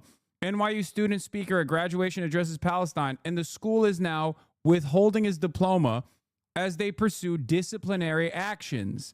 What an insane thing to do. As an institute of higher learning, it's supposed to be liberal, right? This is supposed to be a bastion of liberalism and bastion of free speech. How many hours have been spent talking about why Nazis actually have to be on college campuses and Nazi professors have to actually freely give their Nazi-ass fucking takes in classrooms and whatnot, only to turn around and be like, oh, you don't like that there's a genocide happening? Like, fuck you. You're actually not allowed to talk. No one cares, you terrorist. No, a lot more people than you think care about this, okay? You're just explaining that you don't care because you are in a circle that is constantly fucking echo chambered into oblivion, into thinking that like what Israel is doing is not seen as morally repugnant by broader Western society. That's it. That's it. And the moment that you actually leave that little hug box to come in here and behave in this antagonistic manner, you realize that you are surrounded by people who do fucking care. The reality of the matter is a lot of people do care about this, okay? In spite of the broad censorship regime that has been implemented. As a matter of fact, the broad censorship regime would not even be implemented if people didn't care about this, actually. That's it. Most Americans are waking up to this fucking reality, and that's precisely the reason why the administration and institutions are doing everything they can to silence people. If this didn't have any motion whatsoever, these institutions would not care. Okay? That's it. But because people are actually recognizing the reality here, that is precisely the reason why institutions are taking action to try to stop people from saying these things. Tariq Kennedy Shawah says, a new cultural hegemony is being formed where Israel is seen, especially by young Americans, as a dystopian big brother who's always watching and who you are not allowed to criticize. This is going to trigger a reckoning when it comes to the U.S.-Israel relationship. But it should also come as no surprise that punishing young Americans for simply criticizing Israel, making Israel appear untouchable, will inevitably fuel anti-Semitism, tropes about Jewish control that emanate from the right, And that might be exactly what Israel is hoping for. Since day one, Israel has sustained itself and thrived off the narrative that it represents the only safe haven for Jews in a world aligned against them. Without that narrative, Israel as a settler colonial project in Palestine becomes obsolete. This is verbatim something that I believe and repeat over and over again. Israel loves when anti-Semitism is popping off in the West. You might say, Hassan, what the fuck do you mean? It's a Jewish nation state. It's in their constitution. What are you talking about? And I'm like, exactly. Okay? Israel's inception is due to the very real pain that Jewish people experienced for thousands of fucking years in the hands of Christians that implemented pogroms and even did the Holocaust, okay? That is a major driving point for Zionism, is that if Israel is a Jewish nation state that has demographic concerns of maintaining its Jewish supermajority as a Jewish nation state, if it doesn't exist in the ways that it does, then it's over. Then Holocaust for every day is the fucking primary argument that Zionists make.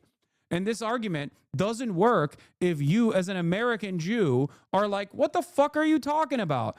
I live in the United States of America. I have no loyalty to the Jewish nation state, as you say. That's the weird thing that's going on there. That has nothing to do with me. When American Jews decoupled themselves from Zionism, okay, after an incredible, insurmountable amount of propaganda from a very early age that is baked into the collective consciousness of American Jews by fucking force and constantly reinforced through birthright trips, for example, and things of that nature, with a steady dose of Jews are constantly under attack as a marginalized identity in the diaspora. And that's why you have to fight on behalf of Israel and wage an information war. And you have to do Hasbara, as Ruth Weiss famously fucking said when she gave the game away on numerous fucking speeches, as a matter of fact. If that didn't work anymore, and it doesn't for a lot of young American Jews, as a matter of fact, many of you are fucking in here. That's part of the reason why I'm public enemy number one for a lot of these Israel advocacy groups, like the Apartheid Defense League. Not because they truly think I'm doing dangerous anti-Semitism, but as a matter of fact, because I'm not doing that, and because I'm fighting against dangers of anti-Semitism while simultaneously being steadfast in my defense of the Palestinian emancipatory movement. That is the reason why I am a far scarier threat to the goals of Zionism, at least amongst American Jews, young American Jews. They are fucking terrified that young American Jews are going, why the fuck? Why are you doing all this? It's actually having a negative impact in my life. It's actually playing a formative role in anti-Semitism exploding. You're ruining my life. I had a pretty normal life in fucking Sherman Oaks, and now I'm seeing a lot of people Heil Hitler left and right. My classmates are fucking listening to Kanye West. Okay? What the fuck is going on? Because Israel has packaged its actions as though it is defending Judaism when it has nothing to do with Judaism. Yeah, here is ADL, Apartheid Defense League, New York, New Jersey. We're appalled to hear that during the New York University graduation student, speaker altered their approach to speech to make the divisive and false comments about the current Israel-Hamas war. We are thankful for the NYU administration for their strong condemnation and their pursuit of disciplinary action. Come on, dude. Come the fuck on. Cults are bad, okay?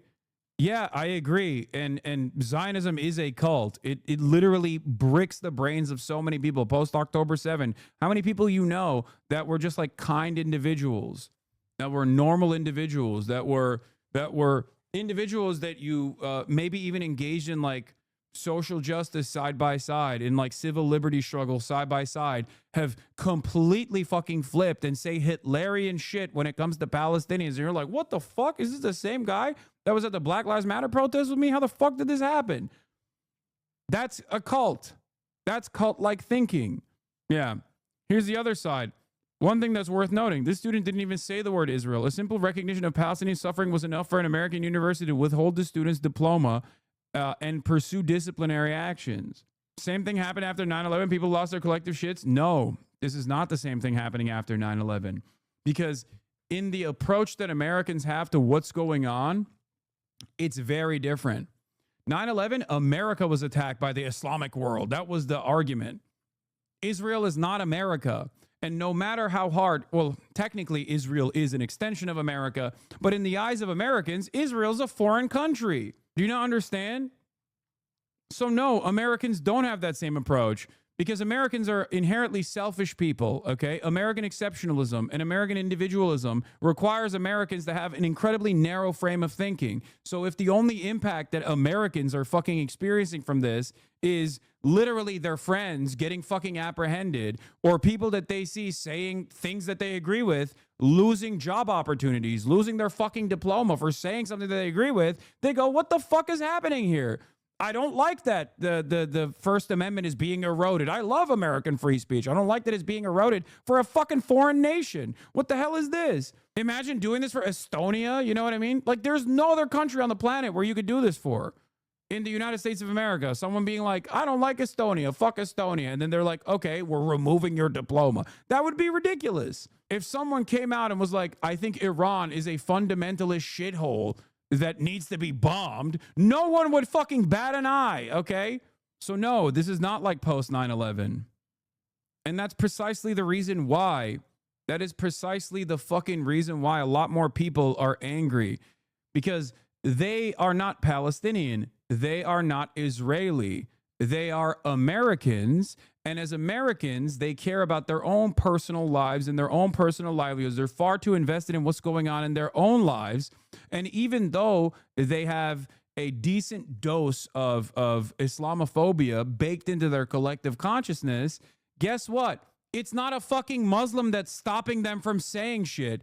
It's Israel. That's the way they see it. And they don't just see it as Israel stopping them from saying shit. They see it as Jews stopping them from saying shit. And that's how anti-Semitism explodes. Because Israel not only has these advocacy groups, but they don't just say this is an Israel advocacy group. They say this is a Jewish advocacy group.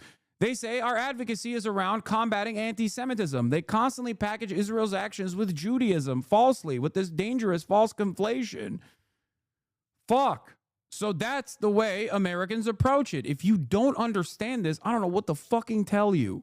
Okay? Bigotry is a very powerful motivator for a lot of dumb Americans. In a time of unprecedented stupidity, you're seeing a lot of Americans look at the situation and not see it in the appropriate framework and not recognize it in the appropriate lens. They don't look at this and go, well, this is actually America doing all this death and destruction. No, they think it's Israel doing all this death and destruction, and they have an unprecedented amount of influence from the perspective of the average American and an unprecedented amount of institutional control that they enforce, that they flex all the fucking time in an effort to silence Americans. So then Americans go, all right, they're doing this for Jews, I guess. Jews do control the media, I guess. It leans into pre-existing stereotypes that are incredibly dangerous and also false. Because Americans, that's the reason why I always say, like, one of the greatest identifiers of someone being anti-Semitic is when they think America is a small bean in this, okay? That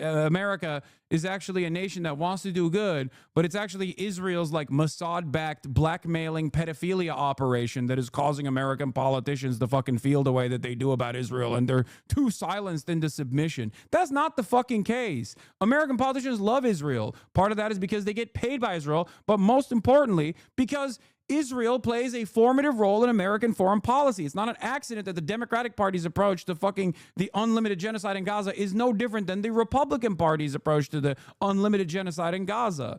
Okay? People don't want to see that our politicians are directly at odds.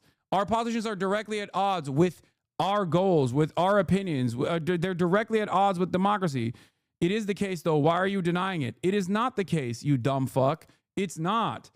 Because the reality of the matter is every single American Jew could be an anti-Zionist, and America's approach to Israel would not fucking change. This is something that I've said since October 8th. This has nothing to do with Jews and nothing to do with Judaism.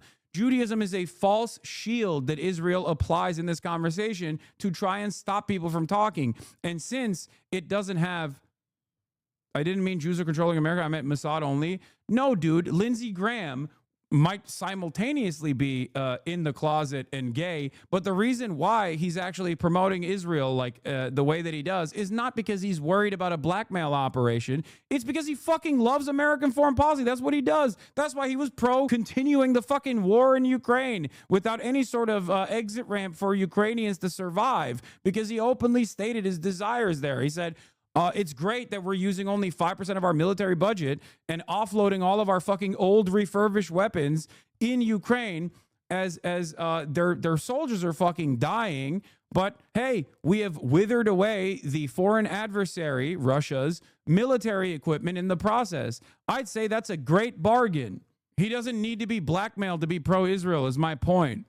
You're abdicating responsibility from people who are ride or die in this process. After World War II, that was the narrative the U.S. Europe leveraged as they refused to absorb Jewish refugees and redirected them to Palestine. Today, that sentiment is renewed, like when Biden insisted on repeating, were there no Israel, no Jew in the world would be ultimately saved, which is an incredibly insane thing to say as the American president, by the way. You are the president of the United States of America. Until recently, there were more Jews here in the United States of America than fucking Israel. What are you talking about? That seems like a threat. That reads, to me, that reads as a threat. He's like, yeah, listen, without Israel, you Jews are done. You're toast. American Jews, Jack, you're toast. I'd send you all to the desert. Now, by using anti-Semitism as a false pretext to crush criticism of Israel and by conflating Zionism with Judaism, everyone from the Trump admin to university administrators are consciously and unconsciously fueling actual anti-Semitism, narratives that Jews control everything.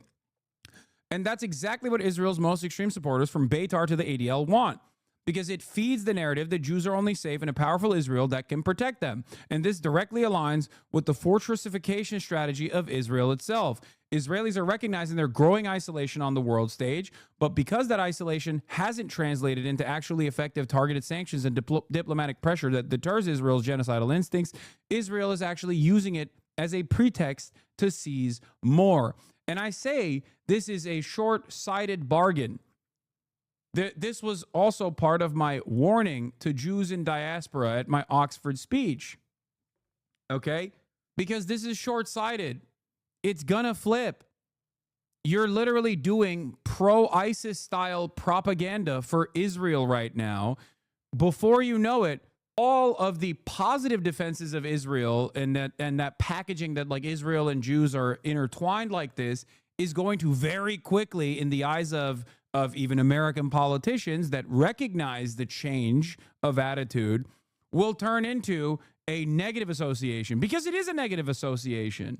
It's already happened in the minds of many Americans. That's why you're seeing like anti-Semitism increasing. And why you strongly denounces the choice by a student at the Galton School's graduation today, one of over 20 school graduation ceremonies across our campus, to misuse his role as a student speaker that expresses personal and one-sided political views. He lied about the speech he was going to deliver and violated the commitment he made to comply with our rules. The university is withholding his diploma while we pursue disciplinary actions. NYU is deeply sorry that the audience was subjected to these remarks, that this moment was stolen by someone who abused the privilege that was conferred upon him. Yeah. What's really interesting about this is the room was fucking cheering. The audience was thunderous in its applause. Much to think about. Perhaps that is the reason why they had to take this disciplinary action. And his remarks were addressing a genocide. It's disgusting. It is totally disgusting. And it's unsustainable. And there will be a tide change. Okay? America's endless and unlimited support for Israel will eventually end. Okay? This is unsustainable. And there's only two options in that end. It either ends because Americans recognize that anti-Zionism is the moral position, or they are deluded into thinking anti-Semitism is the best possible way to cut this unlimited loyalty. They're deluded into thinking that this is about the Jews. And that second option, unfortunately, given the track record of Americans and their predisposition towards bigotry, is probably the option that will happen. And that's what I fear. Americans literally love adopting the most racist framework they possibly can on any issue, even if they're morally on the right side in terms of like decoupling from Israel's agenda of genocide. Israel's adopting the mindset of everyone hates us, so let us take what we can while we can, which explains their rabid land grabs from Gaza to Syria, insatiable expansionism by a genocidal entity that recognizes it may not enjoy the same impunity a couple years from now. So as more and more people in the U.S. are recognizing Israel as the inherently violent, undemocratic project it is, largely driven by the crackdown on any criticism of it, we need to recognize how that crackdown fits into Israel's wider fortress strategy. Liberalism tends towards good-bad dynamics, so the second a group is associated with bad, they immediately throw out the baby with the bathwater without any critical thinking or nuance. Exactly. The NYU student who wasted his commencement speech for performative activism is not a hero. He's a privileged, pampered, petulant child who wants more attention. This is not how adults behave. Grow up. You're a teacher. My God, how can you speak of the students this way? It's ironic because it's pure projection. Everything that Israel does is pure projection. Everything that Israel claims is pure projection. And of course, everything that Israel defenders do and say is also pure projection, because that's precisely what Shai Davide did at the behest of fucking Israel when he like whined and cried. And here it is. Here's what he was doing on fucking college campus nonstop. Not as an American citizen, mind you, as an Israeli citizen. But did he get fucking deported for this? Of course not. Right now, we are not okay. Right now, Shai Davide implemented mass harassment campaigns against Columbia students as a fucking Columbia professor. Anyway, if Shai Davide had been black, LGBT, Hispanic, Muslim, Arab, Palestinian, and demanded the National Guard and FBI be sent to colleges to arrest, torture, and kill white supremacist, transphobe, Zionist, anti-black races, not only would he be fired in 1 second, but the entire conservative media sphere would frame him as an evil, monstrous snowflake, easily triggered fascist who hates free speech. But Shai Davide isn't from any of those groups. He's a genocidal Zionist advocating mass arrests and violence by the FBI and National Guard for Zionism, to censor for Zionism in his precious Israel. So Barry Weiss, Aaron Sibaraum, Jonathan Haidt, Ben Shapiro, and the entire conservative anti-woke media sphere all love and adore him and have turned him into their free speech hero. Here's the full fucking speech, by the way. We'll call on the governor, Kathy Hochul. You have the National Guard. You have terrorists in a university at New York. That's your state. Bring in the National Guard. Make sure we're going to rid this country of terrorists and terrorist supporters. We believe in love. We believe in free speech. But we believe that enough is enough. Everyone knows this. Everyone in the media and political class who hysterically cried about snowflake SJWs and brand themselves free speech absolutists knows Shai Davide is the actual embodiment of the woke SJW easily triggered snowflake fascists, and they love him. That is precisely the reason why, by the way, that there is never any conversation. There has never been any conversation surrounding the fucking supposed free speech advocates like Ben Shapiro or Barry Weiss, for example, and their endless endeavors to fucking fire, even way before October 7, to fire and also expel students and teachers that are pro-Palestine. They have always been able to get away with this, where they, on the one hand, will be like, well, I'm free speech. I love free speech, blah, blah, blah, blah, blah, blah. But then every single time, for years and years, I've talked about this for years and years. I believe I even brought it up to Charlie Kirk in the first debate that we had at Politicon in like 2016 or whatever, where I was like, you guys love talking about free speech on college campuses until that free speech revolves around being pro-Palestine. Yeah, Barry Weiss led the charge to fire David Miller because he makes Zionists feel unsafe on campus, and it worked. They actually got him fired. But Shai Davide, literally demanding the FBI mass arrest and kill students he calls terrorists, is their hero. I know I have the two stories on the docket where I will be covering the expulsion of 1 million Palestinians to Libya, which is something that the Trump administration brilliantly put together, apparently. And I also simultaneously will talk about the Supreme Court blocking Trump's efforts little by little. Okay? But before we do that, here's the last part of this equation. In the backdrop of this, as I mentioned, in the backdrop of like the Trump Middle East situation, the Middle East Gulf tour, okay, Israel was destroying Palestinian lives in a way that resembles the immediate aftermath of post-October 7. Israeli army has also admitted that in this process, 80% of those killed in Gaza were civilians. The Israeli army itself is recognizing it. The Israeli military has admitted that more than 80% of the people killed in the attacks on Gaza since Israel breached the ceasefire 2 months ago are uninvolved civilians. Hamakam reported on the 13th of May. In response to a request from the Hebrew magazine, the office of the Israeli military spokesperson stated that 500 of the 2,780 killed in the Gaza Strip as of Tuesday are terrorists, in contrast to the remaining 2,280 people. Now, remember, that doesn't actually mean that they're enemy combatants that they killed, okay? Because these numbers are simply the raw total of men over the age of 16. That just means they are boys and men over the age of 16 all the way up until the age of 65 when they become elderly.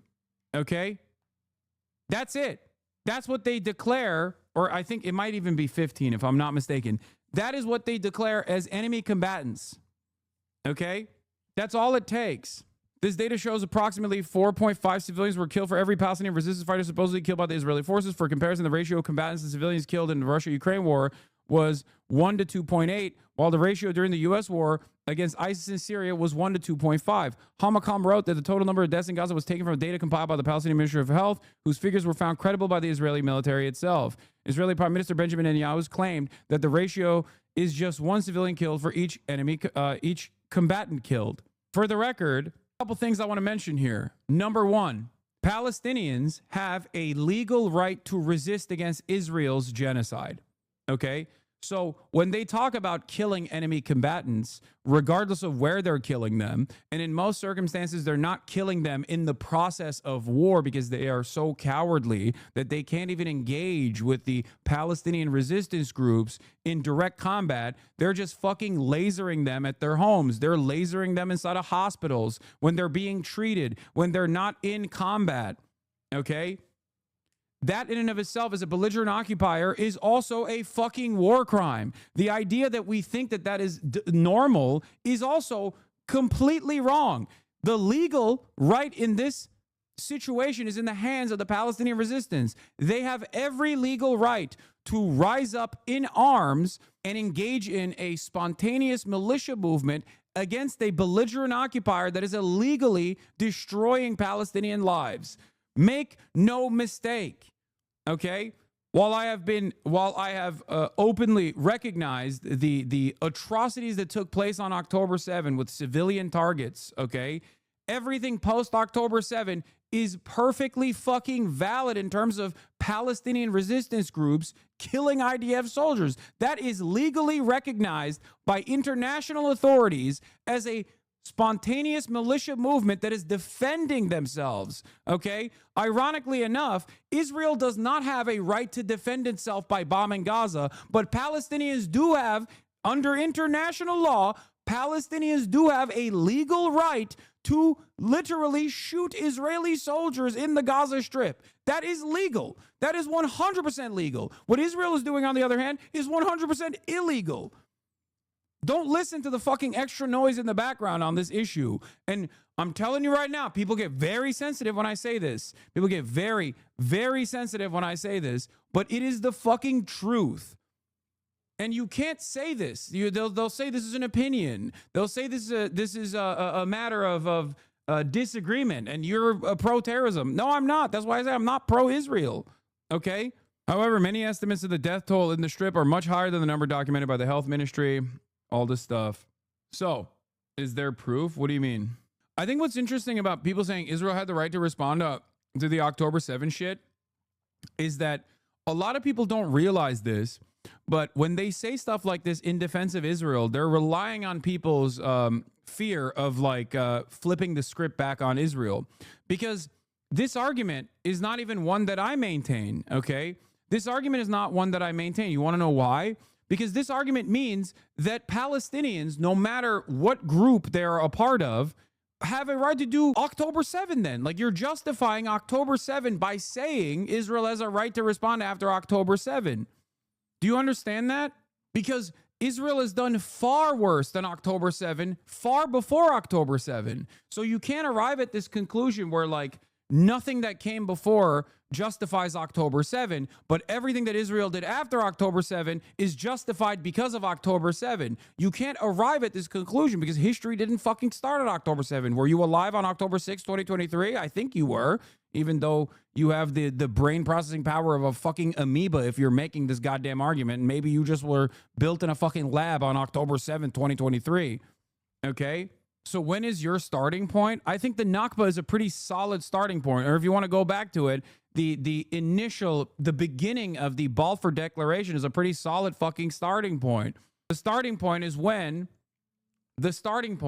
is not when Jews were living in the region peacefully alongside their Muslim and Arab neighbors, but instead when it became a settler colonial enterprise, which started before 1947, but 1947 is the apex of this death and destruction. The Nakba, 1947 and 1948, the Nakba is the final culmination of this settler colonial enterprise.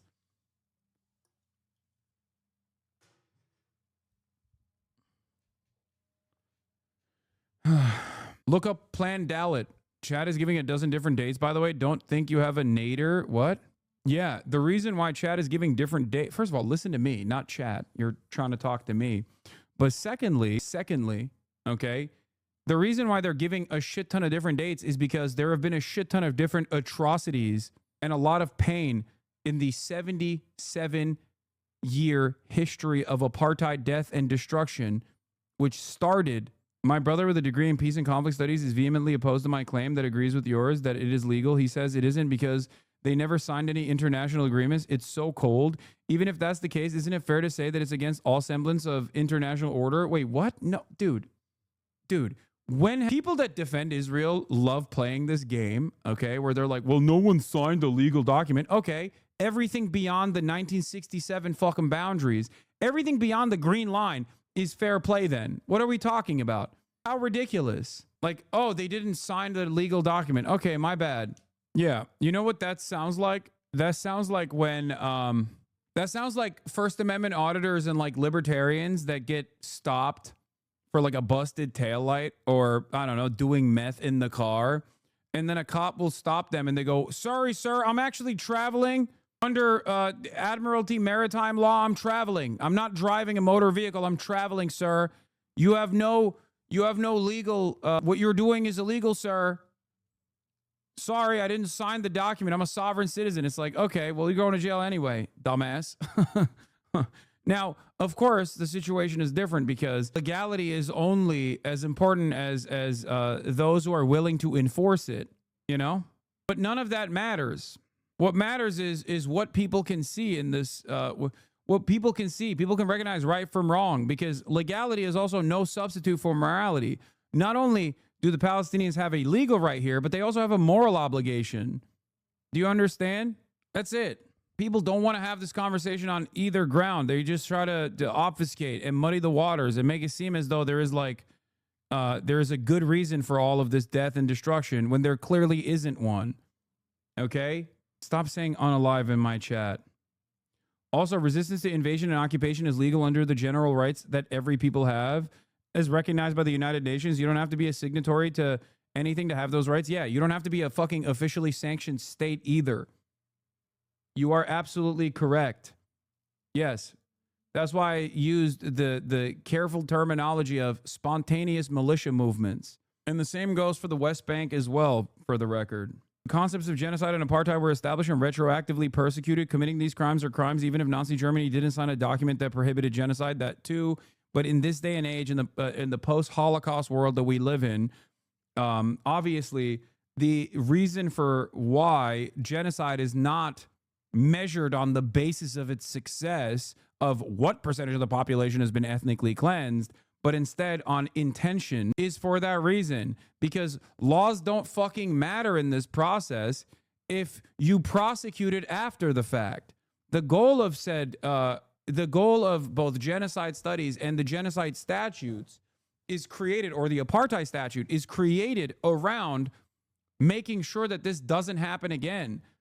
The entire point of Holocaust studies and genocide studies in general is so that this doesn't happen again. Never again doesn't mean never again just to Jews in Germany, in greater Germany and fucking Eastern Europe. It means never again.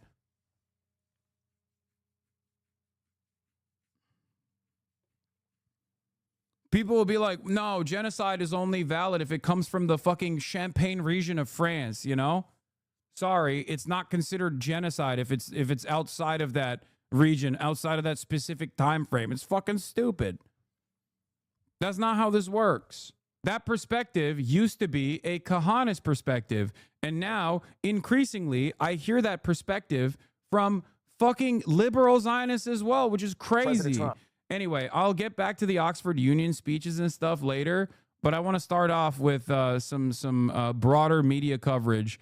And here's a 3-minute and 58-second video from a normie to help you better understand the normie framework and the normie perspective on this. You know, I wanted to say something. There's been something that's just been kind of on my heart, and so I feel like I should bring it up.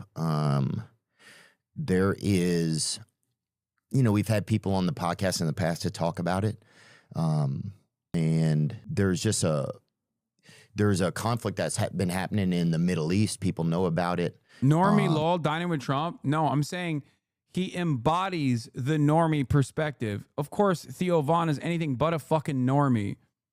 Okay? It's like when I say Moist Critical is the normie barometer, okay? That doesn't mean Charlie Moist Critical is a normie. Look at his living circumstances. He's incredibly fucking wealthy, right? But a lot of people get their takes from him on these issues, okay? And the same goes for Theo Von. Between Israel and Palestine and some of the areas over there, the Gaza area they talk about. And I just think it feels to me like it's a genocide that's happening while we're alive here in front of our lives. And I don't, sometimes I feel like I should say something. I'm not a geologist or geographer or anything like that, you know, so I don't know a lot of some of it I do know though. Like I know the basics of the issues over there, but for me, it's just like how I feel like you see all these photos of people, just children, women, people, body parts, just people like putting their kids back together. And I just can't believe that we're watching that and that more isn't said about it. And so I'm not saying anyone else needs to say anything, but I think I'm just that more isn't said about it by me. So I just, I want to be able to speak up about that I think we're watching probably like, you know, one of the sickest things that's ever happened. And I'm sorry if I've kind of haven't said about it. I've tried to talk about it and learn about it. But I don't know. Maybe I just wanted to say something. I don't even know what to do. You know, and it's crazy because our country's also complicit in it. You know, it's in it and has been for a long time. And it's just kind of interesting because then you just realize, oh, well, I'm just I'm a member of this country, but I'm just, what we want sometimes doesn't matter, you know, and you just have to be a member of a place and your government is making other choices. So I don't know if I said that correctly, or I don't even know exactly what I said, but I just have, it's just like been making me really sick. And I feel like I just needed to say something that I think you don't have to think that. I'm not asking you to do anything. But I just have to say that. So I'm not sitting by, you know, there's that piece inside of me. Like, why can't you say something? You know, there's people that can't even speak. And you can say something, you know, and so that's how I just had to just speak up. Anyway, I think maybe it's starting to make it about me there at the end, but yeah. So just praying for those people and just the grief that is all going to cause. You notice, like, what are we doing? And I know that this has happened to other ethnicities and other cultures. I know that it's happening to other places too. I just don't see that as much, and so yeah. Anyway. You've been talking with Stabi, making him watch a viz, dude. Theo's a go take. No, I didn't play a role in this. Gabor Mate did. I'm not taking credit for this at all. Gabor Mate is the reason why Theo Von has this approach. That was the turning point for him. He cried in that conversation that he had. And Gabor Mate is a Holocaust survivor. Okay? Gabor Mate is Daniel and Aaron Mate's father. Daniel Mate, you might know from Bad Hasbro, co-host of Bad Hasbro alongside Matt Lieb. Anyway, he's a phenomenal person. Reach out to Theo before someone like Candace Owens does. Ironic you say that because he had me on a show, but he also had Candace Owens before me, the day before me, apparently, and I didn't even know. Trump finished his week-long trip to the Middle East this morning with deal-making front and center of his agenda. He made one last sales pitch to the region's business leaders, hoping they will invest as much as possible in the U.S. Nancy Cortez covered Trump's visit. She joins us now from Abu Dhabi, capital of the United Arab Emirates. Nancy, good morning. Good morning, Nate. The president just departed Abu Dhabi after touting billions of dollars worth of new investments in U.S. companies, especially when it comes to AI, airplanes, and military equipment. He leaves without a breakthrough in the Gaza-Israel conflict, but this was less of a trip focused on regional tension and more of a trip focused on dollars and cents. Yeah, I mean, exactly, as expected. Boeing makes the best plane. The president served as pitchman for U.S. industry this morning as business leaders here in Abu Dhabi did their best to impress. President, we're also announcing today our first flight to Charlotte. Oh, good. North Carolina. Today, North Carolina. That's a good place. This first major foreign trip of Trump's second term was a departure from traditional foreign policy. Instead, it was diplomacy by commerce. So it's over $200 billion. But 160 in terms of the jets. That's fantastic. Trump bypassed long-standing regional allies like Israel and Jordan to visit three booming oil and gas-rich Gulf states. We have a president of the United States doing the selling. It's hard to know at this point how much of this investment was driven by the salesman-in-chief and how much was already in the works. These quickly growing countries have been aggressively importing American excellence for years. Cleveland Clinic opened an outpost in Abu Dhabi in 2015, and Disney just announced plans to build a new theme park here. Fantastic. Indoors to beat the heat. In all three nations, Trump urged the leaders to go even bigger and buy even more from us. We're a hot country, just like you're a hot area. I can tell you that our country is hot. It's hot as a pistol. We were not such a hot country 6 months ago. And now I think we're the hottest country, if you want to know the truth.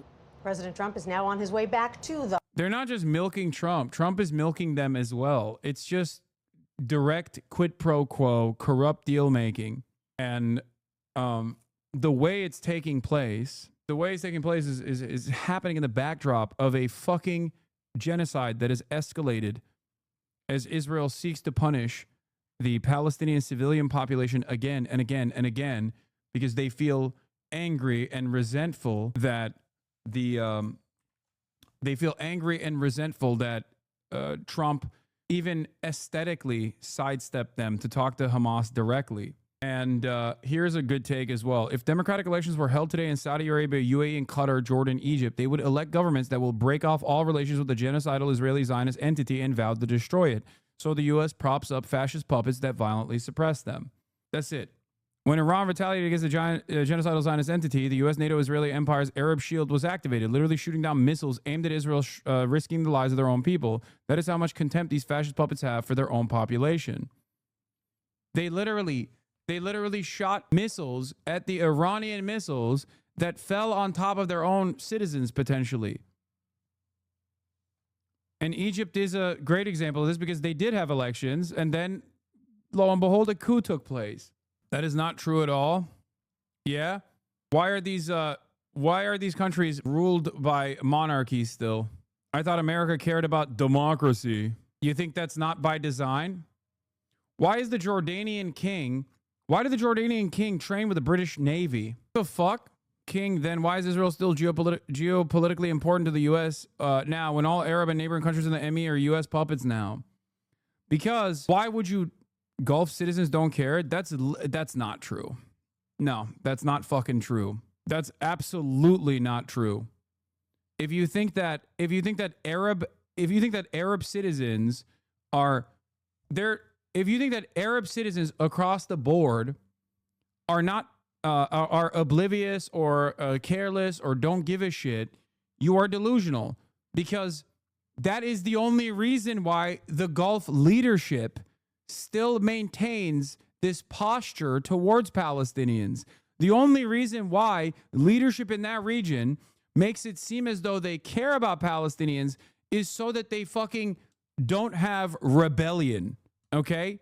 Because the reality of the matter is you have to at least like offer something to your citizens. And the same goes for Turkey as well. Why do you think Erdogan makes it seem as though he is positioned against Israel over and over and over again?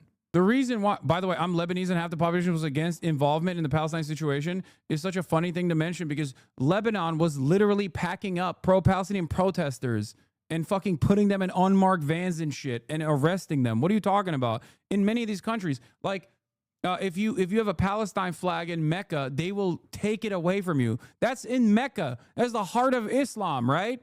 I think it's completely ridiculous. Gulf citizens literally can't speak. It's illegal to criticize normalization with Israel in the UAE. Yeah. UAE government intensifies suppression of voices opposing its policies, escalates rights violations. But of course, none of this is ever talked about. Why is none of this ever talked about in the Western media? Just like the same people that constantly talk about like Houthis being backwards and homophobic and having horrifying practices against women and all this shit, they don't have a peep to say about any of the Gulf states because they're aligned with Israel. That's it. And therefore, because of their alignment with Israel, America lets them do whatever the fuck they want.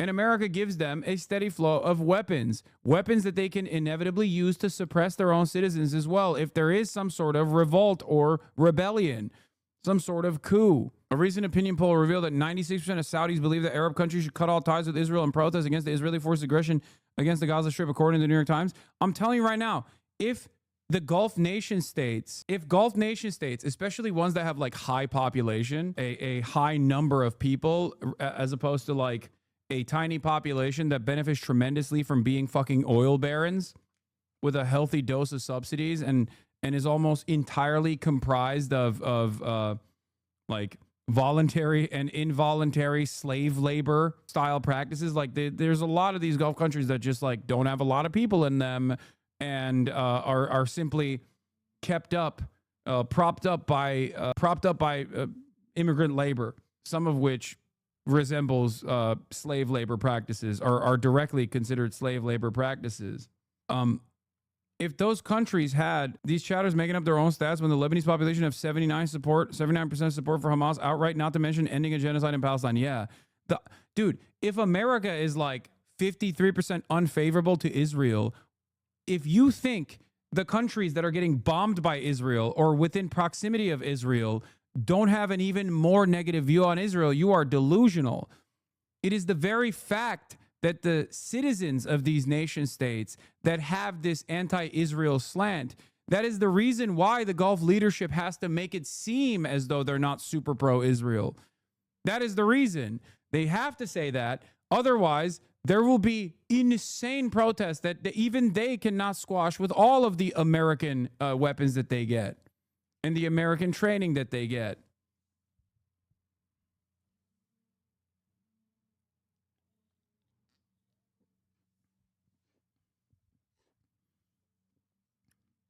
Where does Qatar fit in? Qatar is, out of all the Gulf states, the only one that has at least a neutral position on Palestinians. They are still, of course, very much in favor of normalizing with Israel. And they have a similar undemocratic structure as well. But having said that, they are at least neutral. And here's what I wanted to talk about. And this is what my fears were, and my greatest fears are being realized in this process. Hamas says Witkoff personally promised to lift the Gaza blockade in exchange for Eden Alexander. The U.S. immediately broke the deal, senior Hamas official Bassem Naim tells Dropsite. They threw it in the trash, and there's been zero progress on a Gaza ceasefire. A senior Hamas official told Dropsite that the group received a direct commitment from Donald Trump's special envoy, Steve Witkoff, that 2 days after the release of U.S. citizen and Israeli soldier Eden Alexander, the Trump administration would compel Israel to lift the Gaza blockade and allow humanitarian aid to enter the territory. Witkoff, according to the official, also promised that Trump would make a public call for an immediate ceasefire in Gaza and for negotiations aimed at achieving a permanent ceasefire. It was a deal, said Bassem Naim, a member of Hamas's political bureau who has previously engaged in direct talks with U.S. officials. He said the pledge was made by Witkoff himself. In an interview with Dropsite, Naim said the agreement was, if we release Alexander, Trump will speak out thanking Hamas for this gesture, obliging Israel on the second day to open the borders and allow aid to come into Gaza. And Trump would call for an immediate ceasefire and to go for negotiations to end the war. He did nothing of this, Naim added. They didn't violate the deal. They threw it in the trash. The White House did not respond to a request for comment. The release of Alexander, who was taken by Palestinian fighters on October 7, 2023 from the Israeli military base where he was stationed, was a significant event. He was the first male soldier freed by Hamas since the war began 19 months ago. Hamas said it freed him as a gesture of goodwill towards Trump because it believed it had received commitment. A commitment Alexander's release would result in the immediate delivery of food, medicine, and fuel into Gaza. On Friday, as Trump wrapped up his tour of Gulf nations, he briefly addressed the Gaza war and the dire humanitarian catastrophe caused by Israel's full-spectrum blockade of Gaza. For 76 days, Israel had banned all food, medicine, water, and fuel from entering Gaza. The siege had plunged the population into a state of forced starvation. Nearly the entire population of Gaza is facing severe levels of food insecurity, and thousands of children are already suffering from acute malnutrition. These numbers are expected to rise dramatically in the coming months if the blockade is not lifted. We're looking at Gaza, and we got to get that taken care of, Trump said at a public event in the UAE. A lot of people are starving. A lot of people. There's a lot of bad things going on. Naim acknowledged Trump's remarks about starvation in Gaza, but pointed out that the day prior, Trump had once again raised the prospect of the U.S. seizing Gaza and saying he'd be proud to take the Palestinian territory and make it just a freedom zone. In February, standing alongside Israeli Prime Minister Benjamin Netanyahu at the White House, Trump announced that he wanted to transform Gaza into a U.S.-owned Middle East Riviera. You are not dealing with steady, stable politics, said Naim. Trump can say what he wants. We are looking for actions. Now, I want to maintain something here, okay? It's a position that I've had for a long time, okay? Which is that Hamas and Iran, regardless of their domestic affairs, regardless of their fucking worldview or fundamentalist perspectives from time to time, especially with the Iranian leadership, are far more restrained diplomats because they have to be, okay? Because they recognize that their position is lower than dirt in the global eyes, in the global stage.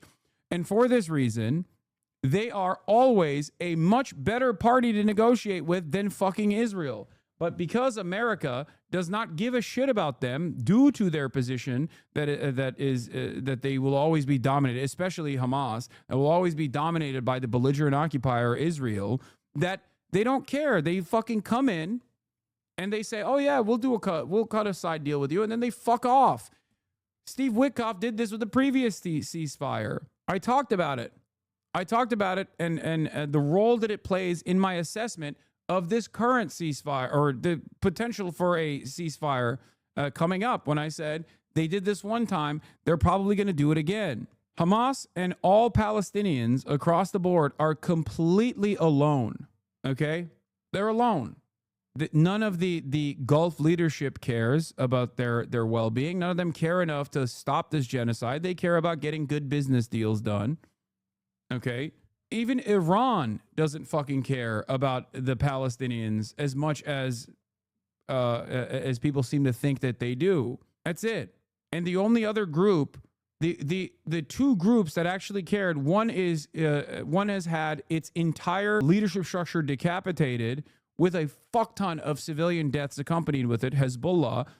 And the only other group that actually cares in the region and actually does something about it is Yemen, is the Ansar Allah movement, also colloquially known as the Houthis. That's it. Trump's humanitarian plan. Both the U.S. and Israel has been pushing plans which would not be linked to any ceasefire to deliver aid in the Gaza Strip. The White House has said it would empower a newly created NGO to formally run the program alongside U.S. security contractors.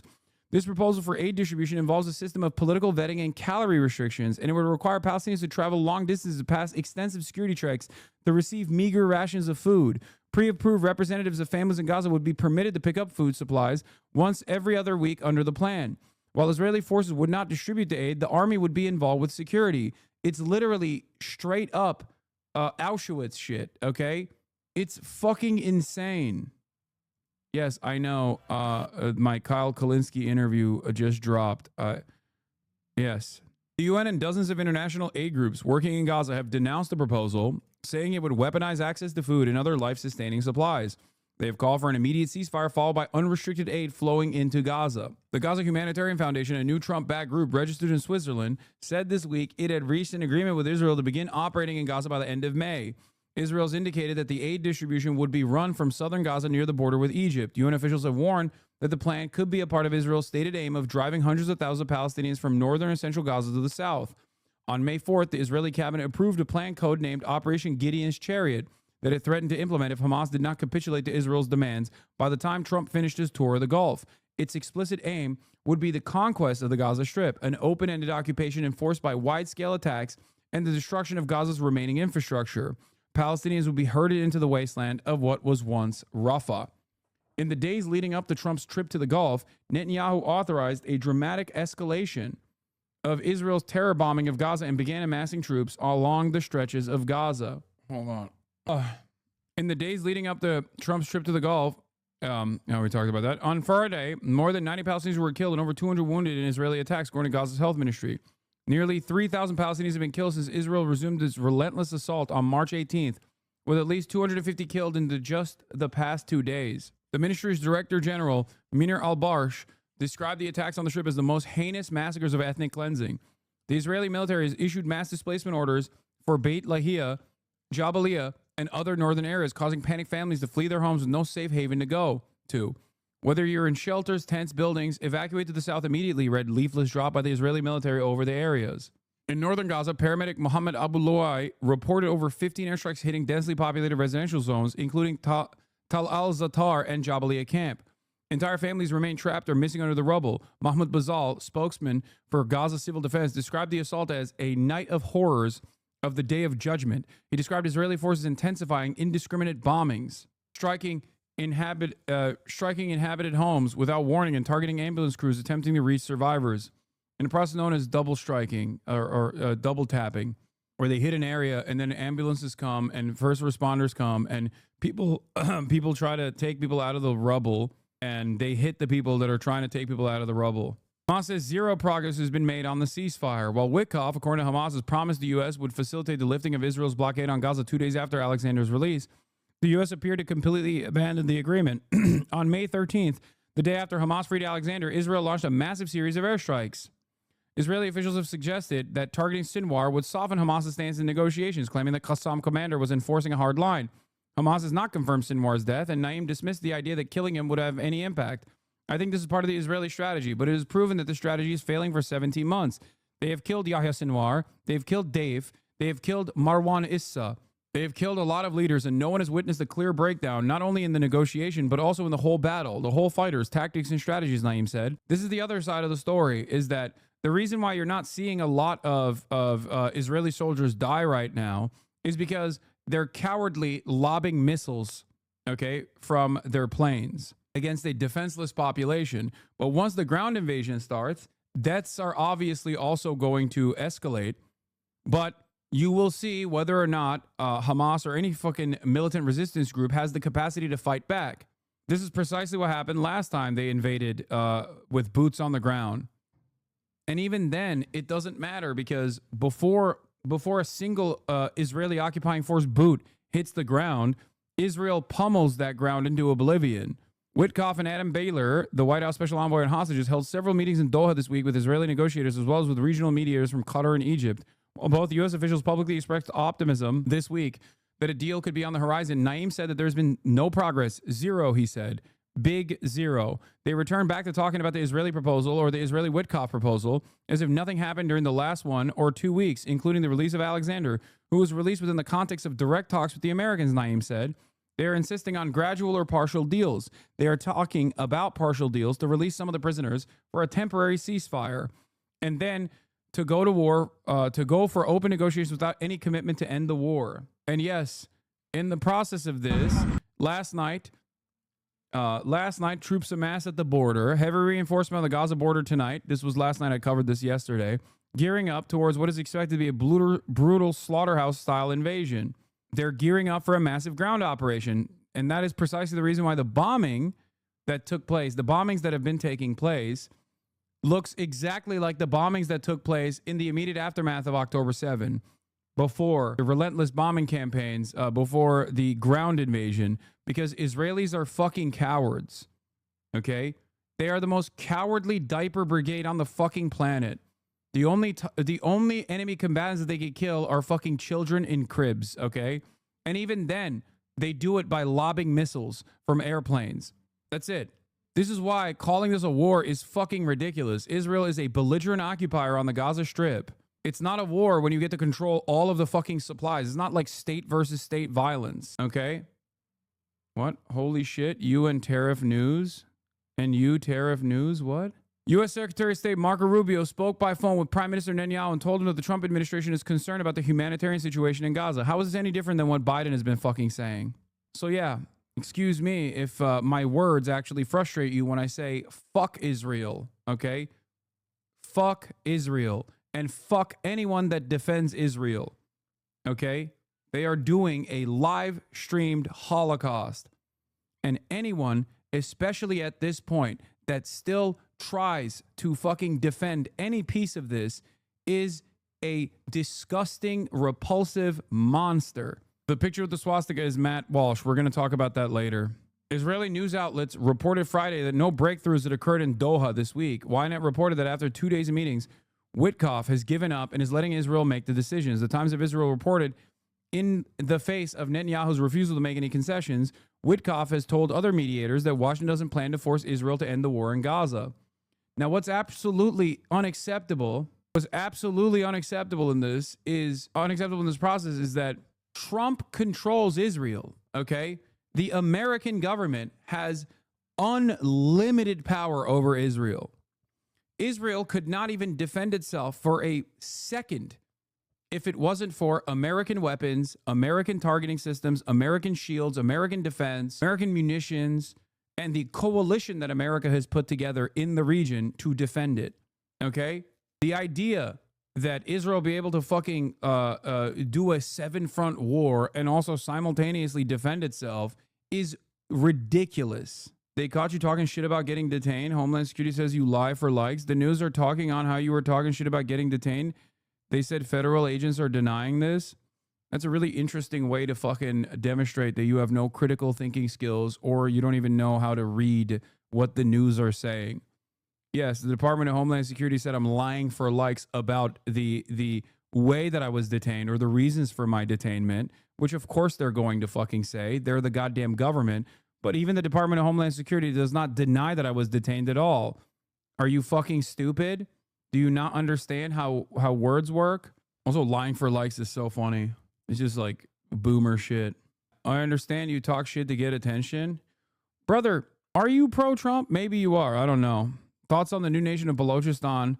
Any thoughts on the new nation of Balochistan? Do you think AI like Grok or ChatGPT are a reliable source of information when deep searching for unbiased news?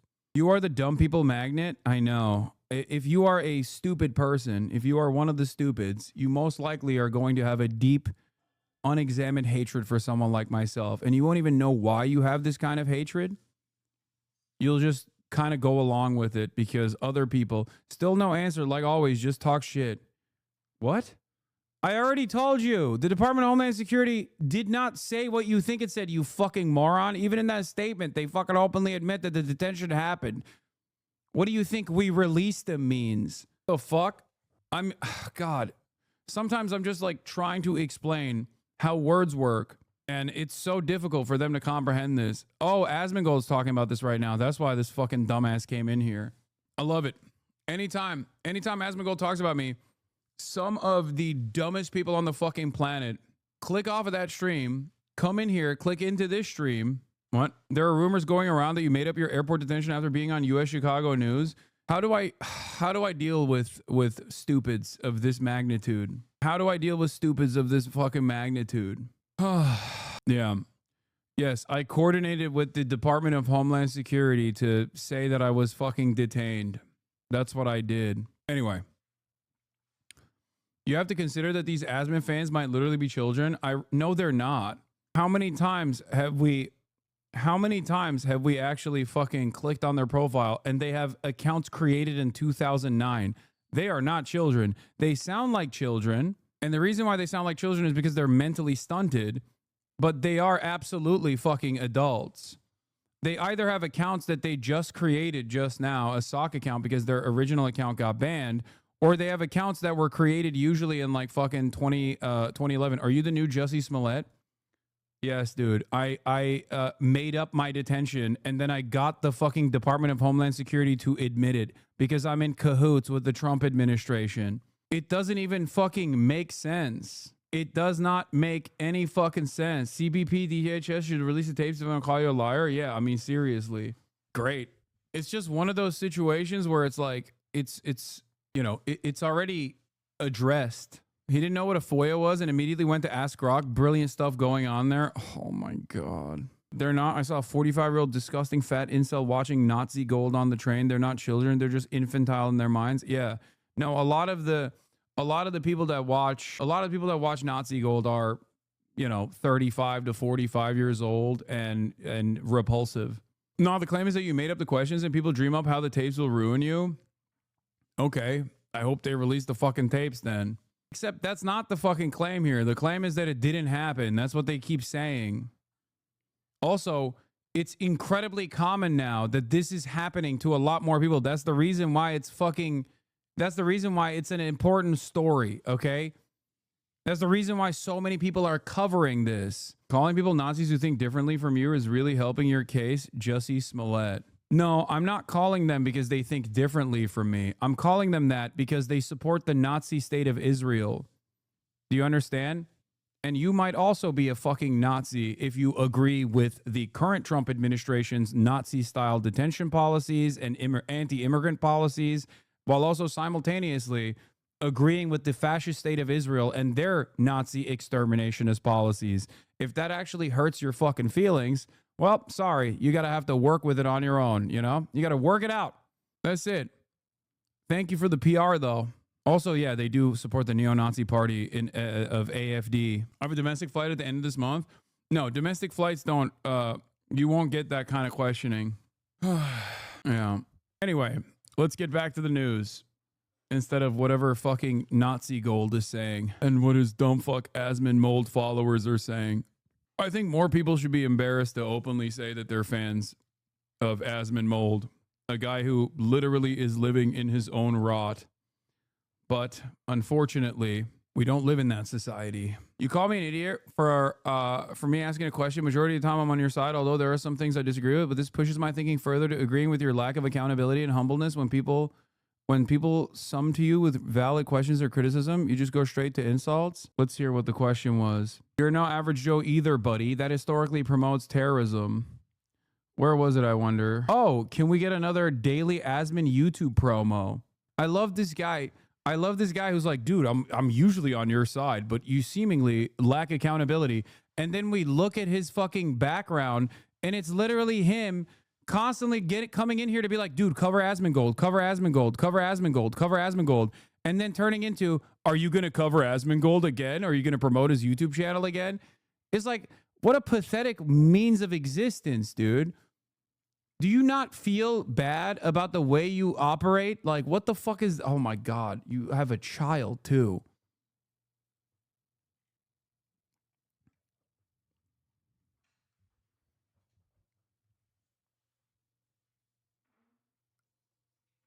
Ay, ay, ay. Jesus Christ. These chatters are a part of the new soft right. Adopting the lib soft boy politics is funny for old heads. No, they're not. They're not soft right. They're hard right. Come on. There are soft right people that adopt the politics of the hard right while still maintaining this, like, I'm a centrist veneer. Okay. But this is not one of them. People who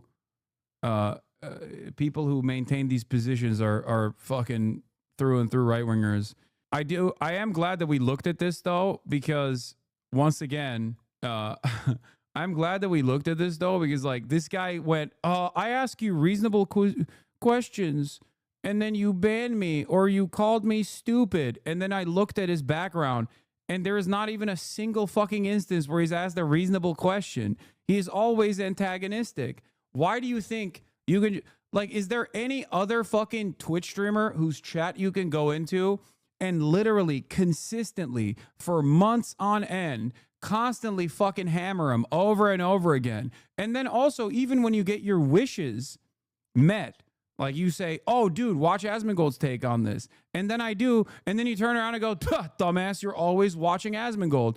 Do you know what would happen under normal circumstances to someone like yourself? You would get banned by like the third time you did this. You get permanently banned. And it's not the end of the world, by the way. You can still watch if you're permanently banned. You just wouldn't be able to chirp in here. This is the interaction that you desperately crave. And I give it to you. Go fucking ask Asmongold why he doesn't know what the fuck he's talking about and see how quickly you get perma-banned if you want to understand what lack of accountability fucking looks like. How many instances has Asmongold been completely and entirely wrong on, especially as it pertains to fucking politics? Yeah, go bring that up in his chat. He will immediately ban you.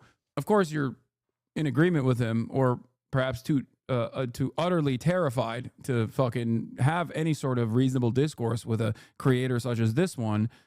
So you just come in here and you fucking chirp over and over and over again. You know what I mean? You just prove my point. I watch y'all simultaneously. I like the troll for sure, but to insult my character like that when you don't know me is crazy. I was specifically speaking on the question I just asked. Did Hassan cover that he's on the news and they might be pulling footage from the interview?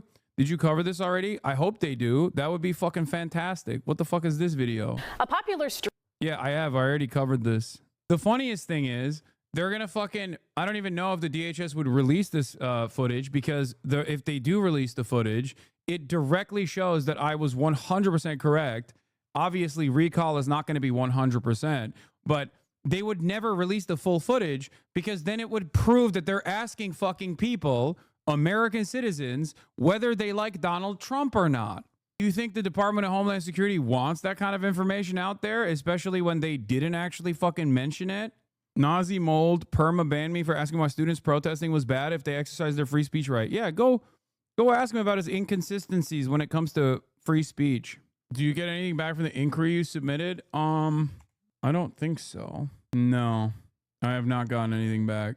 The thing is, if the footage were ever to be released, especially if the full footage were to be released, I don't know if those things are recorded or not. I'm sure they are. Okay. By the way, yeah. Remember, Nazi Gold is not a Nazi. Elon unbanned a white supremacist. In air quotes, mildly right-leaning political commentator Nick Fuentes gets unbanned on Twitter. This is the guy that fucking Ethan says is Trump-coded, but not fully on Trump's side, by the way. Yeah. You call everyone a Nazi. Yeah, mildly right-leaning political commentator Nick Fuentes, famous for denying the Holocaust, famous for saying white people and black people engaging in miscegenation is akin to white people breeding with animals. That's what he has said. An actual fucking American neo-Nazi. At the time, I reached out to Asmongold when this fucking came out because we had a much better rapport, because he wasn't hiding behind his fucking hug box while launching attacks and simultaneously refusing to ever talk to me directly. By the way, for the record, 100%, the moment that the role reversal takes place, Asmongold will gladly come in here, okay, and will try to have a conversation with me.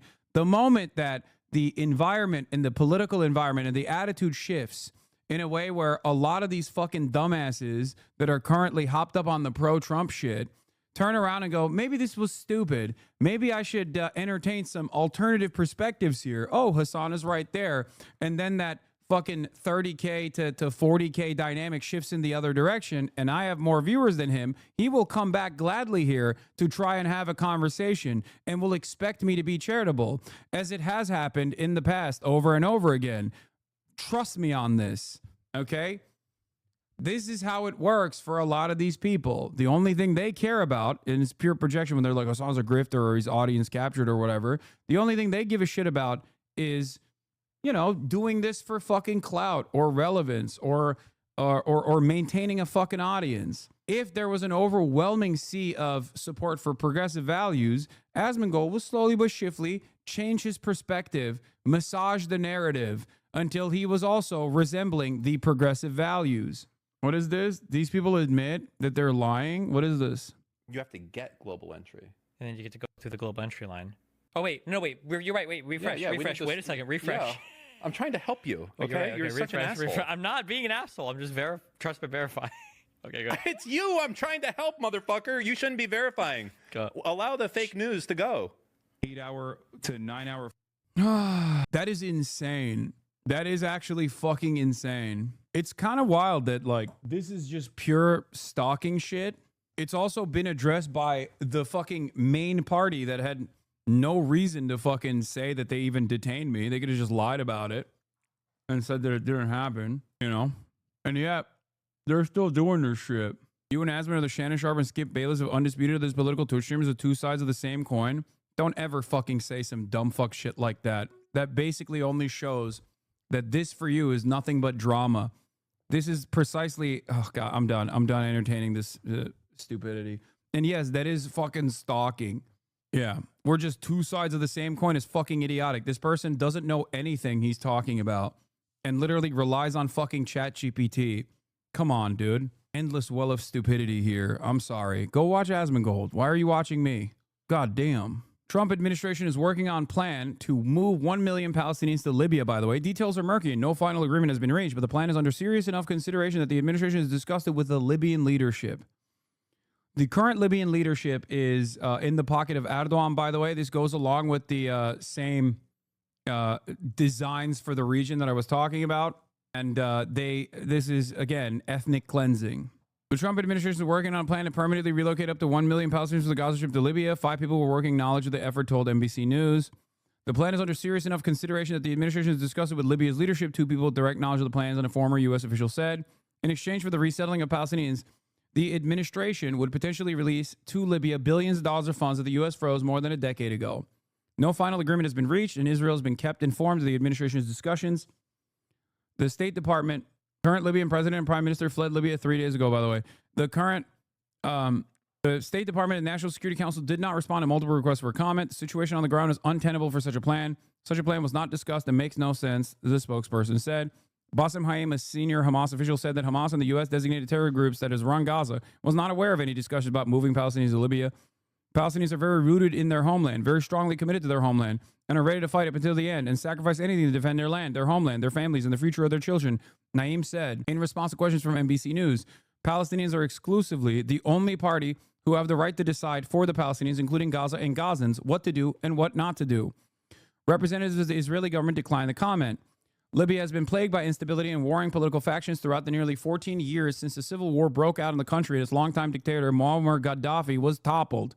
That's a fun way to describe the events that unfolded. Libya is struggling to take care of its current population as 2 rival governments, one in the west, led by Abdul Hamid Dbeibeh, and the other in the east, led by Khalifa Haftar, are actively and violently fighting for control. The State Department currently advises Americans not to travel to Libya due to crime, terrorism, unexploded landmines, civil unrest, kidnapping, and armed conflict. Dbeibeh's government could not be reached for comment. Haftar's Libyan National Army did not respond to a request for comment.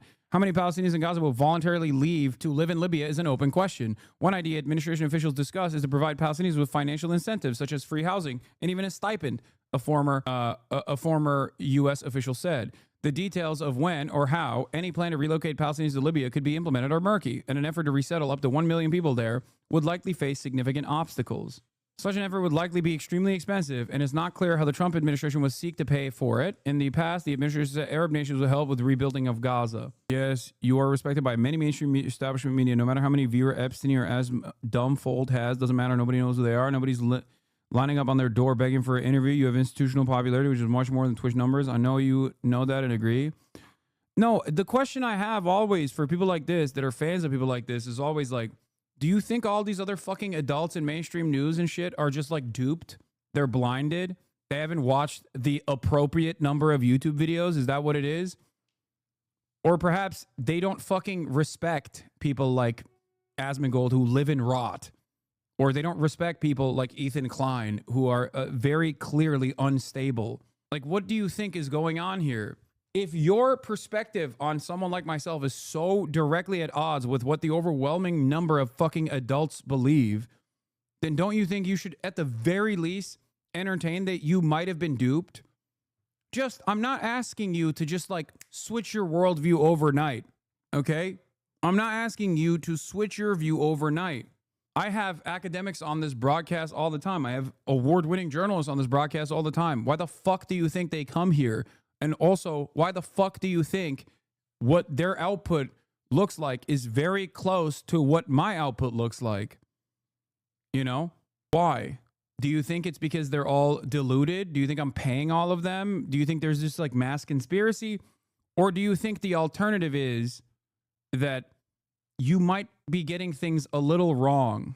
I love you, but the argument doesn't work when the majority of adults that the layman can hear are siding with Israel. That's not even true. That also isn't even true.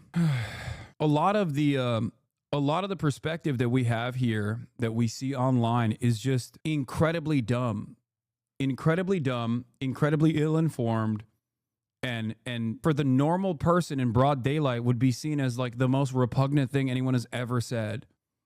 This is what I tried to remind people when there was that Valentina Gomez chick who was running for Secretary of State. I forget in which state. And she was like constantly dropping the F slur, saying that like Muslim extremists deserve to be executed in the streets, or like gay people need to be killed, stuff like that in Missouri, right? And she gets a lot of fucking clicks on Twitter, and everyone would look at her and point to her to be like, look at how dangerously radicalized the Republicans are. And it's true to a certain degree. There are a lot of Republicans who agree with that. And she got 7th place in Missouri. And at the time I said, if any person in Missouri, any person whatsoever, even a fucking like right-wing Republican in Missouri was walking down the street and they heard Valentina Gomez say those things, you know, dropping the F slur, saying that gay people need to be killed and they're pedophiles, they would fucking beat her ass. Okay? The idea that like what pops off on the internet, especially on Twitter and now specifically on certain communities on Twitch, or on certain or around certain communities on YouTube, the idea that like those attitudes are reflected in broader society is silly. Okay? Just like the entire scope of my perspective is not broadly reflected in society. But the difference, of course, is that I know that, right? Like, I don't think the average American is talking about the legitimacy for resisting against the state of Israel. The average American simply is just looking at this and going, it's really fucked up that children are in bags and getting decapitated by like American munitions that Israel's using on them. That's fucked up. We should stop that. That's the average position. Okay? That is the position of the average American. Theo Vaughn is a great example of this, yes. But if you were to watch all of these like slop tubers or whatever, you would think that the average American's position was insanely pro-Israel, like insanely pro-Israel. That's not reflected in broader society at all. The only place where you would see that level of support for the dangerous state of Israel would be Congress. Do you understand? That's also part of the reason why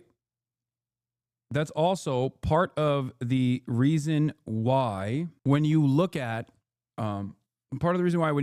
the likes and shit, even on TikTok, which is certainly a lot more democratic, even though there's a healthy dose of insane right-wing sentiment that pops off there as well, as opposed to Twitter or even Twitch.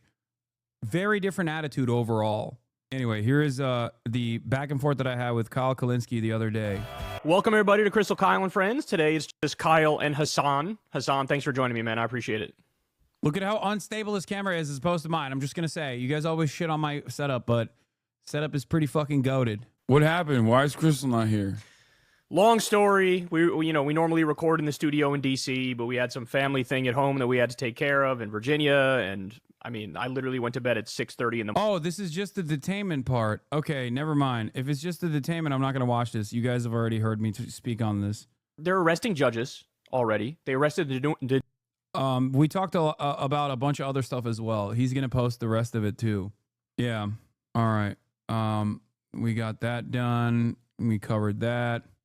U.S. investments. To a Fox News alert right now, President. Breaking. Trump confirms U.S.-Iran nuclear deal proposal. Donald Trump is heading back to the United States after wrapping up his historic trip to the Middle East. And the commander-in-chief breaking some... I am going to get to the soy right as well. Don't worry. Oh, yeah. The world can always get worse, but this kind of horrifying plan most likely will not come to pass. If it does, the Libyan government in Tripoli would be signing what amounts to its death warrant in the eyes of the country's people. When Libya's foreign minister in 2023 was revealed to have spoken to the Israeli foreign minister once, there was such concern for her safety in that climate that she was forced to flee the country. This did not happen with the foreign ministers of the UAE or Bahrain. Some news while flying home on board Air Force One, revealing the U.S. has given Iran a proposal for a nuclear deal. Okay, here we go. Lucas Thomason joins us from Abu Dhabi with the latest. Lucas, what do we know about the deal? Well, Lawrence, that's right. President Trump making news aboard Air Force One, departing the United Arab Emirates moments ago, concluding his three-nation swing here in the Middle East. The president is confirming that the U.S. has given Iran a proposal for a nuclear deal. We still don't know the details of that, but here's the quote from the president moments ago. He said, "They have a proposal," speaking about Iran, but more importantly, they know they have to move quickly or something bad is going to happen. And part of that bad going to happen is right here in the United Arab Emirates, where the United States keeps some of its fast movers, F-15s, F-16s. But let's talk about the good news this trip. Commerce, not conflict. That's been the president's theme, and we have the receipts right here. Saudi Arabia, first stop on this trip, pledging over $600 billion in U.S. investment. Qataris pledging $243.5 billion, as well as that 747 and freeing Edan Alexander. And right here in Abu Dhabi, the UAE capital, the Emiratis are pledging $200 billion in commercial deals. And they also said that's going to go to $1.4 trillion over the next decade. And let's not forget the captains of industry, the business leaders that have come here to the Middle East. They didn't have to. And last night, UAE's foreign minister sat down with their own Brett Baer about what the president's visit meant to his country. We've been investing in the United States for decades, but now we're taking it one step further, not only in terms of size, but in terms of trust. And we're grateful for President Trump for that. After arriving... They're not mad about Trump Muslim ban or Steve Miller in the administration? That's so funny. Dude, listen, I don't know if you know this, but they don't even give a shit that Israel is currently doing an ethnic cleansing campaign. No. They don't give a fuck, dude. They're rich as hell. The people in these places do care, but these guys don't. You need to understand, these are monarchs. Like, through and through. We're talking about monarchs, okay? They're kings.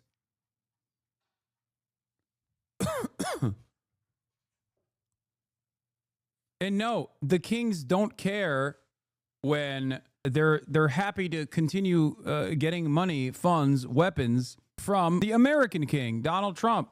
If anything, they like Trump more than previous administrations, because at least previous Western administrations would at least present themselves as though they were above. There is this this elitist mentality that prior administrations demonstrated over and over again that this one does not. This one openly flaunts its monarchy-style structure. This is exactly the type of guy that these dudes know how to deal with, and deal with very well. Yesterday in the UAE capital, Trump touring the Grand Mosque with his shoes on, the president of UAE closing the mosque for the first time ever, guys. Now, there are other international issues looming. Of course, it's Iran. Last night on Hannity, Secretary of State Marco Rubio talked to Sean about Iran, not far from where I'm standing, about a potential deal of its nuclear program. He says this offer won't be around forever. And what he means by that is at some point, decisions will have to be made about more maximum pressure and other options, because Iran can never have a nuclear weapon. So it's really Secretary of State Marco Rubio confirming to Sean Hannity that offer had been proposed, saying this offer won't be around forever. Now, here's the tallest building in the world, the Burj Khalifa, lit up in the stars and stripes, a symbol of unity and solidarity. One more image, Trump earlier today visiting the Abrahamic House that's home. I'm not seeing a lot of talk about how the U.S.-Iran nuclear proposal is happening. Yeah, I don't know why this is. Here is the foreign minister of the Islamic Republic of Iran. Iran has not received any written proposal from the United States, whether directly or indirectly. In the meantime, the messaging we and the world continue to receive is confusing and contradictory. Iran, nonetheless, remains determined and straightforward. Respect our rights and terminate your sanctions, and we have a deal. Mark my words. There is no scenario in which Iran abandons its hard-earned right to enrichment for peaceful purposes, a right afforded to all other NPT signatories too. The great Iranian nation has shown its power and fortitude in the face of those who have attempted imposition. We always welcome dialogue based on mutual respect and always reject any diktat. And the question you asked is it appropriate to wear shoes in a mosque? No, it is inappropriate to wear shoes in a mosque, Chatter. To a church, synagogue, and mosque, which speaks to the tolerance of this country, including co-ed gyms here at the hotel. A different story, though, across the Persian Gulf in Iran. Here's President Trump earlier from UAE. I should have left yesterday, but I couldn't disappoint you. Your father would have been extremely upset with me, and you would have been more upset. He would have understood, sir. We had such a beautiful evening, and they planned it so beautifully. I said, I'm going to have to wait just a little bit. But the way we were treated by your family, the way we were treated by Qatar, Saudi Arabia, and others has just been so I'm very proud to be representing the United States of America. And thank you all for being here. And media, thank you very much. You've been very fair. Thank you very much. Like, it's so funny. It's like claiming that you arrived at a deal with Russia, okay, because you went on a tour and you got hyped up from Estonia and Poland. Like, that is the analog here. Claiming that you have facilitated and secured a deal with Iran, a denuclearization agreement with Iran, when you haven't talked to Iran and you went to the fucking UAE and Saudi Arabia. Saudi Arabia, especially directly in conflict with Iran until recently, as a matter of fact, is like saying, oh, I went to Poland and, Russia is going to finally do a ceasefire. We did it. We went to Estonia. We went to Poland. We went to Finland. He's just lying.